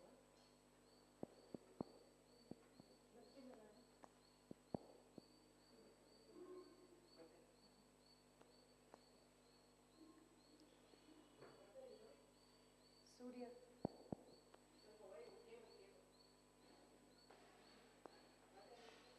ಸೂರ್ಯನ ಕಿರಣಗಳು ಅಂತ ಅಂದ್ರೆ ಅದೇ ನಾವು ಬಾಬಾರವ್ರ ಜೊತೆ ಏನು ಕಮ್ಯುನಿಕೇಟ್ ಮಾಡ್ತೀವಿ ಆ ಶಕ್ತಿ ನಮ್ಮಲ್ಲಿ ಬರುತ್ತೆ, ಅದು ಸೂರ್ಯನ ಕಿರಣಗಳ ಥರ. ಇನ್ನು ನಮ್ಮ ಸ್ಥಿತಿ ಏನಿದೆ ಅದು ಮಣ್ಣಿನ ಥರ. ಎರಡೂ ಬೇಕು, ಆಗ ಮಾತ್ರನೇ ನಾವು ಸಂಪೂರ್ಣ ಶಕ್ತಿಯನ್ನು ತುಂಬಿಸ್ಕೊಂಡು ಪರಿಪೂರ್ಣರಾಗ್ತಾ ಆ ತಟಸ್ಥ ಸ್ಥಿತಿ ಅಥವಾ ಸ್ಟಿಲ್ನೆಸ್ನ ತಲುಪೋದು. ಆವಾಗ ನೆಕ್ಸ್ಟ್ ಅದಾದ ಮೇಲೆ ಅದೇನಾಗುತ್ತೆ, ಆ ಸ್ಟಿಲ್ನೆಸ್ ಅಥವಾ ತಟಸ್ಥ ಸ್ಥಿತಿನಲ್ಲಿ ಅದು ರಚನಾತ್ಮಕವಾದಂಥ ಸ್ಥಿತಿ, ಕ್ರಿಯೇಟಿವಿಟಿ ಜಾಗೃತ ಆಗುತ್ತೆ. ರಚನೆ, ಹೊಸ ಹೊಸದ ಆಲೋಚನೆಗಳು, ಹೊಸ ಹೊಸದನ್ನು ಮಾಡೋಕ್ಕೆ ಶುರು ಮಾಡ್ತೀವಿ. ನಮ್ಮಲ್ಲಿ ಪರಿವರ್ತನೆ ಬರ್ತಾ ಹೋಗುತ್ತೆ, ನಾವು ಬ್ರಾಹ್ಮಣರಿಂದ ಫರಿಷ್ಠೆಗಳಾಗ್ತೀವಿ. बहुत लोग कहते हैं ना, भाई ब्रह्मा बाबा तो फरिश्ता बन गए सो बन गए, मम्मा बन गई, दादी बन गई, बाकी सब भाई बहनें क्यों नहीं बन रहे? ಅನೇಕರು ಪ್ರಶ್ನೆ ಮಾಡ್ತಾರಲ್ವಾ, ನಿಮ್ಮ ಬಾಬಾರವರು ಫರಿಷ್ಠ ಆದರು, ಮಮ್ಮ ಫರಿಷ್ಠ ಆದರು, ಇನ್ನು ಉಳಿದಿದ್ದೆಲ್ಲ ಬ್ರಾಹ್ಮಣರು ಯಾಕೆ ಫರಿಷ್ಠಗಳಾಗಲಿಲ್ಲ ಇನ್ನೂ ಅಂತ ಪ್ರಶ್ನೆ ಕೇಳ್ತಾರಲ್ವಾ. उसका एक कारण है, मैं एक कहानी सुनाती हूँ. ಅದಕ್ಕೆ ಒಂದು ಕಾರಣ ಇದೆ. ಆ ಕಾರಣ ಅರ್ಥ ಮಾಡ್ಸೋಕೆ ಒಂದು ಕತೆ ಹೇಳ್ತಾರೆ. ಕತೆ ಕೇಳ್ತಿದ್ದೀರಾ ಮಕ್ಕಳು? एक बार बंदरों ने देखा कि हम जिस किसी के पेड़ में जाके फल खाते हैं वो हमको मारते हैं, तो इसलिए अब किसी के पेड़ में हमको नहीं बैठने की ज़रूरत है, हम अपना बगीचा लगाएंगे. ಕಪಿಗಳೆಲ್ಲ ಸೇರ್ಕೊಂಡು, ಅಂದರೆ ಮಂಗಗಳು ಯೋಚನೆ ಮಾಡಿದ್ವಂತೆ, ನಾವು ಬೇರೆಯವ್ರ ತೋಟದಲ್ಲಿ ಅವ್ರ ಮರದ ಮೇಲೆ ಹೋಗ್ಬಿಟ್ಟು ನಾವು ಹಣ್ಣುಗಳೆಲ್ಲ ತಿಂದರೆ ಆ ಮರದ ಓನರ್ಗಳು, ತೋಟದ ಮಾಲೀಕ ನಾವು ಹೊಡಿತಾರೆ. ಅದಕ್ಕೆ ನಾವು ಯಾರ್ದು ಮರದ ಮೇಲೆ ಹೋಗಿ ಕೂತ್ಕೊಳ್ಳೋದು ಬೇಡ, ಯಾರ ತೋಟಕ್ಕೂ ಹೋಗೋದು ಬೇಡ, ನಾವು ನಮ್ಮದೇ ಒಂದು ತೋಟ ಮಾಡ್ಕೊಳ್ಳೋಣ ಅಂತ ಎಲ್ಲ ಯೋಚನೆ ಮಾಡ್ತಾರೆ ಅಂತೆ. तो कुछ बंदर ट्रेनिंग लेने गए कि आखिर पेड़ लगते कैसे हैं, फल फलते कैसे हैं, ट्रेनिंग लेने गए. ಕೆಲವು ಕಪಿಗಳೆಲ್ಲ ಸೇರ್ಕೊಂಡು ಟ್ರೈನಿಂಗ್ ಹೋದ್ವು, ಹೆಂಗೆ ಗಿಡ ಹಾಕೋದು, ಹೆಂಗೆ ಮರ ಬೆಳೆಸೋದು, ಹೆಂಗೆ ಆ ಮರದಲ್ಲಿ ಹಣ್ಣು ಹೆಂಗೆ ಬರುತ್ತೆ, ಅದನ್ನ ಹೆಂಗೆ ಜೋಪಾನ ಮಾಡಬೇಕಂತ ಟ್ರೈನಿಂಗ್ ತೊಗೊಳಕ್ಕೆ ಹೋದ್ವು. बहुत सारी यूनिवर्सिटीज़ में जाके रिसर्च किया और क्या जाना कि जब आम के बीज को, गुठली जिसको बोलते हैं, आम के गुठली को जब आप मिट्टी के अंदर बोते हैं तो वो स्प्राउट होता है, स्प्राउट होके उसमें पत्तियाँ आती हैं, पत्तियाँ आकर के पेड़ बनता है, पेड़ के बाद उसमें फल निकलते हैं, बस काम पूरा. ಕೆಲವು ಕಪಿಗಳು ಇನ್ನೂ ಅಡ್ವಾನ್ಸ್ ಆಗಿ ಹೋಗಿ ರಿಸರ್ಚ್ ಎಲ್ಲ ಮಾಡಿ ಚೆನ್ನಾಗಿ ತಿಳ್ಕೊಂಡ್ವು. ಗೊತ್ತಾಯ್ತು, ಓಕೆ ಮಾವಿನ ಹಣ್ಣಿನ ಓಟೆ ಏನಿದೆ ಆ ಓಟೆನ ಮಣ್ಣಲ್ಲಿ ಹಾಕಬೇಕು, ಉಳ್ಬೇಕು, ಆಮೇಲೆ ಸ್ವಲ್ಪ ನೀರು ಗೀರು ಹಾಕಿದ್ರೆ ಸ್ವಲ್ಪ ಸಮಯ ಆದಮೇಲಿಂದ ನಿಧಾನಕ್ಕೆ ಚಿಗುರ ಅಂದರೆ ಮೊಳಕೆ ಹೊಡೆಯುತ್ತೆ, 2 ಎಲೆ ಬರುತ್ತೆ, ಅದು ಹಾಗೆ ದೊಡ್ಡದಾಗ್ತಾ ಅನೇಕ ಎಲೆಗಳು ಬಂದು ಮರ ದೊಡ್ಡದಾಗ್ತಾ ಹೋಗಿ ಹೂವಾಗಿ ಹಣ್ಣಾಗುತ್ತೆ. ಇಷ್ಟೇ ಕೆಲಸ. ಗೊತ್ತಾಗೋಯ್ತು ಈಗ ಪೂರ್ಣ ತೋಟ ಮಾಡೋದು. बंदरों की ट्रेनिंग ठीक है कि नहीं? ऐसा ही तो होता है. ಮಂಗಗಳಿಗೆ ಟ್ರೈನಿಂಗ್ ಸಿಕ್ಕಿದೆಯಲ್ಲ, ಅದು ಸರಿ ಇದೆ ತಾನೆ, ಅದರಲ್ಲೇನು ಮಿಸ್ ಆಗಿಲ್ಲ ಅಲ್ವಾ? आम का गुठली लो, बीज डालो सॉइल में और फिर और भी थोड़ा जो चाहिए खाद वाद भी डाल दो, फिर वो पेड़ होगा, आम निकलेंगे. पूरी ट्रेनिंग करके गए पूरा ग्रुप, सारे बंदरों को बुलाया, आओ अब हम ट्रेंड हैं, अब हमें इंसानों पे डिपेंडेंट होने की ज़रूरत नहीं है. ಕಪಿಗಳ ಗ್ರೂಪಿಂದು ಟ್ರೈನಿಂಗ್ ಚೆನ್ನಾಗಾಯ್ತು ನೋಡಿ. ಸಿಂಪಲ್ ಟ್ರೈನಿಂಗು, ಮಾವಿನೋಟೆ ತಗೊಳ್ಳೋದು, ಮಣ್ಣಲ್ಲಿ ಉಳೋದು, ಬೇಕಾದ್ರೆ ಗೊಬ್ಬರ ಎಲ್ಲ ಹಾಕೋದು, ಸಫಿಷಿಯೆಂಟ್ ನೀರೆಲ್ಲ ಹಾಕೋದು, ಆಮೇಲಿಂದ ಮೊಳಕೆ ಹೊಡೆದು ಮರ ಬೆಳೆದು ಹಣ್ಣು ಬಂದ್ಬಿಡುತ್ತೆ. ಈಗ ಪೂರ್ಣ ಕಾನ್ಫಿಡೆನ್ಸ್ ಬಂದ್ಬಿಡ್ತು. ಆಮೇಲಿಂದ ಏನು ಮಾಡಿದ್ರು, ಖುಷಿಯಿಂದ ಹೋಗಿ ಅವ್ರದ್ದೆಲ್ಲ ಗ್ರೂಪನ್ನು ಕರೀತು. ಈಗ ಬನ್ನಿ ನೀವೆಲ್ಲ, ನಾವು ಚೆನ್ನಾಗಿ ಟ್ರೈನಿಂಗ್ ತೊಗೊಂಡು ಬಂದ್ಬಿಟ್ಟಿದ್ದೀವಿ, ನಾವು ಈ ಮನುಷ್ಯರು ತೋಟ ಮರದ ಮೇಲೆಲ್ಲ ಡಿಪೆಂಡ್ ಆಗೋದು ಬೇಡ, ನಮ್ಮದೇ ತೋಟ ಮಾಡ್ಕೊಳ್ಳೋಣ, ನೀವು ಬನ್ನಿ ನಾವು ಹೇಳ್ತೀವಿ ಅಂತ. सब बंदर शुद्ध पानी से नहा धो के चंदन तिलक लगा के और भीड़ बुड़ा के आके सब इकट्ठे हो गए, एक साथ इकट्ठे हो गए. ಎಲ್ಲ ಕಪಿಗಳು ಸ್ನಾನ ಮಾಡಿ ಚಂದನ ತಿಲಕ ಎಲ್ಲ ಇಟ್ಕೊಂಡು ಎಲ್ಲ ಒಂದು ಕಡೆ ಸೇರಿಕೊಂಡು, ಶುಭ ಕಾರ್ಯ ಅಲ್ವಾ? जो बंदर यूनिवर्सिटीज़ में पास करके आए थे, पढ़ के आए थे, वो सब इकट्ठे हुए. उन्होंने ज़मीन खोदा, आम की गुठली लाई, डाला. डालने के बाद थोड़ा खाद भी डाला, ठीक किया सॉइल को, पानी भी दिया. ಕೃಷಿ ವಿಶ್ವವಿದ್ಯಾಲಯದಲ್ಲಿ ರಿಸರ್ಚ್ ಎಲ್ಲ ಮಾಡ್ಕೊಂಡು ಬಂದಿದ್ದಂಥ ಎಲ್ಲ ಕಪಿಗಳು ಒಟ್ಟಿಗೆ ಸೇರಿಬಿಟ್ಟು ಏನು ಮಾಡೋದು, ಇರೋ ಗ್ರೂಪ್ನಲ್ಲಿ ಯೂನಿವರ್ಸಿಟಿನಲ್ಲಿ ಹೋಗಿ ಬಂದಿದ್ರಲ್ಲ ಆ ಕಪಿಗಳು ಏನು ಮಾಡೋದು, ಮಾವಿನ ಓಟೆ ತೊಗೊಂಡ್ರು, ಗುಂಡಿ ಮಾಡಿದರು. ಗುಂಡಿ ಮಾಡಿಬಿಟ್ಟು ಅದು ಓಟೆ ಹಾಕಿದ್ರು, ಮಣ್ಣೆಲ್ಲ ಮುಚ್ಚಿ ಸರಿಯಾಗೆಲ್ಲ ಅದನ್ನು ಸಮತಟ್ಟು ಮಾಡಿದ್ರು, ನೀರು ಹಾಕಿದ್ರು. डालने के बाद सब देखने लगे कि कब स्प्राउट आएगा. ನೀರು ಹಾಕಿದ್ಮೇಲೆ ತಕ್ಷಣ ಎಲ್ಲ ನೋಡೋಕೆ ಶುರು ಮಾಡಿದ್ರು, ಯಾವಾಗ ಮೊಳಕೆ ಹೊಡೆದಿರುತ್ತೆ ಮಾವಿನ ಓಟೆಯಿಂದ ಅಂತ. 1 घंटा 2 घंटा 3 घंटा 4 घंटा चला गया, स्प्राउट नहीं आया. 1 ಗಂಟೆ 2 ಗಂಟೆ 3 ಗಂಟೆ 4 ಗಂಟೆ ಆದ್ರೂ ಮೊಳಕೆನೇ ಹೊಡಿಲಿಲ್ಲ. तो सोचा शायद उल्टा रख दिया है, सुल्टा रखना चाहिए था. दोबारा खोदा, फिर उल्टे को सुल्टा रखा. ಓಟೆ ಬಹುಶಃ ನಾವು ಸರಿಯಾಗಿ ಇಟ್ಟಿಲ್ವೇನೋ ಅಂದ್ಬಿಟ್ಟು ಹಿಂಗೆ ತಿರುಗಿಸಿ ಹಿಂಗಿಟ್ರು, ಆಮೇಲೆ ಪೂರ ಅದನ್ನು ಹಿಂಗಿಟ್ರು. ಏನೇನೆಲ್ಲ ಸರ್ಕಸ್ ಮಾಡಿದ್ರು ಕಾದ್ರೂ ಅದು ಮೊಳಕೆ ಬರಲಿಲ್ಲ. बंद करने के बाद बुजुर्ग बंदर ने कहा, भाई थोड़ा धीरज धरो. तो सबने धीरज धरा. 8 घंटा 10 घंटा धीरज धरा. ಆ ಕಪಿಗಳ ಗ್ರೂಪಲ್ಲಿ ಒಬ್ಬ ಹಿರಿಯರಿದ್ರು, ಅನುಭವಿಗಳು, ವಯಸ್ಸಾದವರು. ಅವರ ಸ್ವಲ್ಪ ಸಮಾಧಾನದಿಂದ ಇನ್ನೂ ಸ್ವಲ್ಪ ಜಾಸ್ತಿ ಸಮಯ ಕಾಯೋಣಪ್ಪ ಎಲ್ಲರೂ ಅಂತ ಎಲ್ಲರೂ ಅವ್ರ ಮಾತಿಗೆ ಒಪ್ಕೊಂಡ್ರು. 8-10 ಗಂಟೆ ವೆಯ್ಟ್ ಮಾಡಿದ್ರು. 8-10 ಗಂಟೆ ವೆಯ್ಟ್ ಮಾಡಿದ್ರೂ ಮೊಳಕೆ ಬರಲೇ ಇಲ್ಲ. अब ये सब गलत, कोई पढ़ाई ठीक नहीं है, कोई गुठली से आम का पेड़ नहीं होता है, ये सब ठीक नहीं है, भूल है. तो निकाल करके सब फेंक फांक के बंदर फिर दूसरों के पेड़ पे गए. ಅಂದಮೇಲೆ ಗ್ರೂಪ್ ಡಿಸೈಡ್ ಮಾಡಿದ್ರು, ಇದೆಲ್ಲ ನೀವು ಓದ್ಕೊಂಬಂದಿರೋದು ಸರಿ ಇಲ್ಲ, ಯಾವುದು ಮಾವಿನ ಓಟೆಯಿಂದ ಮಾವಿನ ಮರ ಎಲ್ಲ ಬರೋದಿಲ್ಲ, ಇದೆಲ್ಲ ವೇಸ್ಟ್ ಅಂತ ಎಲ್ಲ ತೆಗೆದು ಗುಂಡಿನಲ್ಲಿ ಮುಚ್ಚಿದ್ರು, ಅದೆಲ್ಲ ತೆಗೆದು ಓಟೆ ಬಿಸಾಕ್ಬಿಟ್ಟು ಎಲ್ಲರೂ ಡಿಸ್ಪರ್ಸ್ ಆದರು. ನಡೀರಿ ಪುನಃ ಮನುಷ್ಯರ ತೋಟಕ್ಕೆ ಹೋಗೋಣ, ಮರಗಳಿಂದನೇ ಹಣ್ಣು ತಿನ್ನೋಣ ಅಂತ. सुना, हम कहीं ना कहीं वही करते हैं. ನಾವು ಎಲ್ಲೋ ಒಂದು ಕಡೆ ಇದೇ ಥರ ಮಾಡ್ತಿದ್ದೀವಿ. थोड़ा धीरज धरा. 1 दिन 3 दिन तक योग भट्टी अच्छी की, खूब आनंद आया. अब लेकिन वो जो स्टिलनेस तक भी पहुंच गए. स्टिलनेस बेसिकली क्या है, आज हम इवनिंग में तो योग करेंगे. बाबा जिसको कहते हैं बीज रूप स्थिति, बीज रूप स्थिति. और वो बीज रूप स्थिति में ही सृजन होता है, ट्रांसफॉर्मेशन होता है. ब्राह्मण उसी में ही फरिश्ते बनते हैं. बाकी सब योग में ट्रांसफॉर्मेशन नहीं होता है. अभी के लिए अभी लगाया अभी खाया वाली बात है. लेकिन जो ट्रांसफॉर्मेशन होता है, जो विक्रम विनाश होते हैं, जो आत्मा में सृजन शक्ति आती है, जो आत्मा देवता बनती है, पिछले सारे आगे पीछे के सारे स्ट्रिंग्स कटते हैं, वो कहीं ना कहीं बीज रूप स्थिति में, लवलीन स्थिति में होता है. ಅಕ್ಕವ್ರು ಹೇಳ್ತಿದ್ದಾರೆ, ನಾವು ಎಲ್ಲ ಒಂದು ಕಡೆ ಅದೇ ಥರ ಮಾಡ್ತೀವಿ. 1-2 ದಿನ 3 ದಿನ ಬಟ್ಟಿ ಮಾಡ್ತೀವಿ, ಚೆನ್ನಾಗಿ ಶಾಂತಿ ಅನುಭೂತಿನೂ ಮಾಡ್ತೀವಿ. ಸ್ವಲ್ಪ ಆ ಒಂದು ತಟಸ್ಥ ಸ್ಥಿತಿ ಅಥವಾ ಶರೀರ ಸ್ಥಿತಿ ಅಥವಾ ಬೀಜರೂಪ ಸ್ಥಿತಿಗೂ ಸ್ವಲ್ಪ ಸಮಯ ಹೋಗಿರ್ತೀವಿ ಅಷ್ಟೇ. ಅದಾದಮೇಲೆ ಅದನ್ನು ಮುಂದುವರ್ಸ್ಕೊಳಕ್ಕೆ ಹೋಗೋದೇ ಇಲ್ಲ, ಅಲ್ಲಿಗೆ ಬಿಟ್ಟೋಯ್ತು, ಅಷ್ಟಕ್ಕೇ ಮುಗ್ದೋಯ್ತು ಅಂತ ತಿಳ್ಬಿಡ್ತೀವಿ. ಆದರೆ ವಾಸ್ತವಿಕತೆ ಅಕ್ಕ ಹೇಳ್ತಾರೆ, ನಾವು ಈ ಶಾಂತ ಸ್ವರೂಪ ಅಥವಾ ಸ್ಥಿತಿನಲ್ಲಿ ಸ್ಥಿತನಾಗಿದ್ದು ಆ ತಟಸ್ಥ ಸ್ಥಿತಿಯನ್ನು ಏನು ಅನುಭವ ಮಾಡ್ತೀವಿ ದೀರ್ಘ ಸಮಯದಲ್ಲಿ, ಅದನ್ನೇ ಬೀಜರೂಪ ಸ್ಥಿತಿ ಅಂತ ಹೇಳ್ತಾರೆ. ಆ ಬೀಜರೂಪ ಸ್ಥಿತಿನಲ್ಲಿ ಆತ್ಮಸ್ಥಿತನಾದಾಗ ಮಾತ್ರ ಆತ್ಮದಲ್ಲಿ ತಂದೆ ಎಲ್ಲ ಶಕ್ತಿಗಳು ಬರುತ್ತೆ, ಸೃಜನಾತ್ಮಕವಾದಂಥ ಶಕ್ತಿ ಜಾಗೃತ ಆಗುತ್ತೆ, ಕ್ರಿಯೇಟಿವ್ ರಚನಾತ್ಮಕವಾದಂಥ ಶಕ್ತಿ ಬರುತ್ತೆ. ಅದರಿಂದ ಬ್ರಾಹ್ಮಣರಲ್ಲಿ ಪರಿವರ್ತನೆ ಕಾಣಿಸುತ್ತೆ. ಬ್ರಾಹ್ಮಣರು ಫರಿಷ್ಠಗಳಾಗೋದು ಅಥವಾ ನೆಕ್ಸ್ಟ್ ದೇವತೆಗಳಾಗೋದು, ಅಂತಹ ಪರಿವರ್ತನೆ ಬರಬೇಕು ಅಂದರೆ ವಿಕರ್ಮ ವಿನಾಶ ಆಗೋದು ಎಲ್ಲವೂ ಸಹ ಆ ರೀತಿಯ ಪ್ರೀತಿಯ ಆಳದಲ್ಲಿ ಮುಳುಗೋಗಿರುವಂತಹ ಲವಲೀನ ಸ್ಥಿತಿ ಅಂತ ನಾವೇನು ಹೇಳ್ತೀವಿ, ಬೀಜರೂಪ ಸ್ಥಿತಿ ಅಂತ ನಾವು ಹೇಳ್ತೀವಿ, ಅದನ್ನೇ ಈಗ ತಟಸ್ಥ ಸ್ಥಿತಿ ಅಂತ ಹೇಳ್ತಾ ಇದ್ದಾರೆ. सुना, क्योंकि वहाँ तक पहुँचते नहीं, एक बार पहुँच गया फिर दोबारा खोल के देखने लग जाते हैं, फिर हॉरिजॉन्टल कम्युनिकेशन बहुत ज़्यादा हो जाता है, तो धीरे धीरे हम सोचते हैं अरे 50 साल से ज्ञान में चल रहे हैं, कहाँ वो स्टिलनेस तो आई नहीं है, कब आएगी ये स्टिलनेस. लेकिन राइट डायरेक्शन में हमको अपने ऊपर ध्यान देने की आवश्यकता है, तो जाके हम वो स्थिति बन रही है, अंदर से बन रही है, अंदर से वो स्प्राउट हो रहा है. अचानक एक दिन फिर देखना स्प्राउटेड हो जाएगा वो और हमारा फरिश्ता स्टेज बन जाएगा.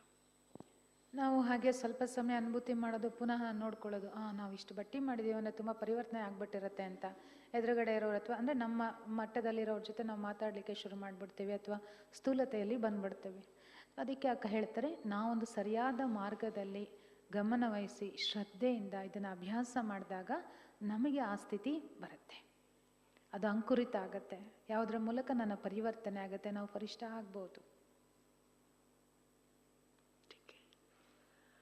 ओम शांति. ಓಂ ಶಾಂತಿ.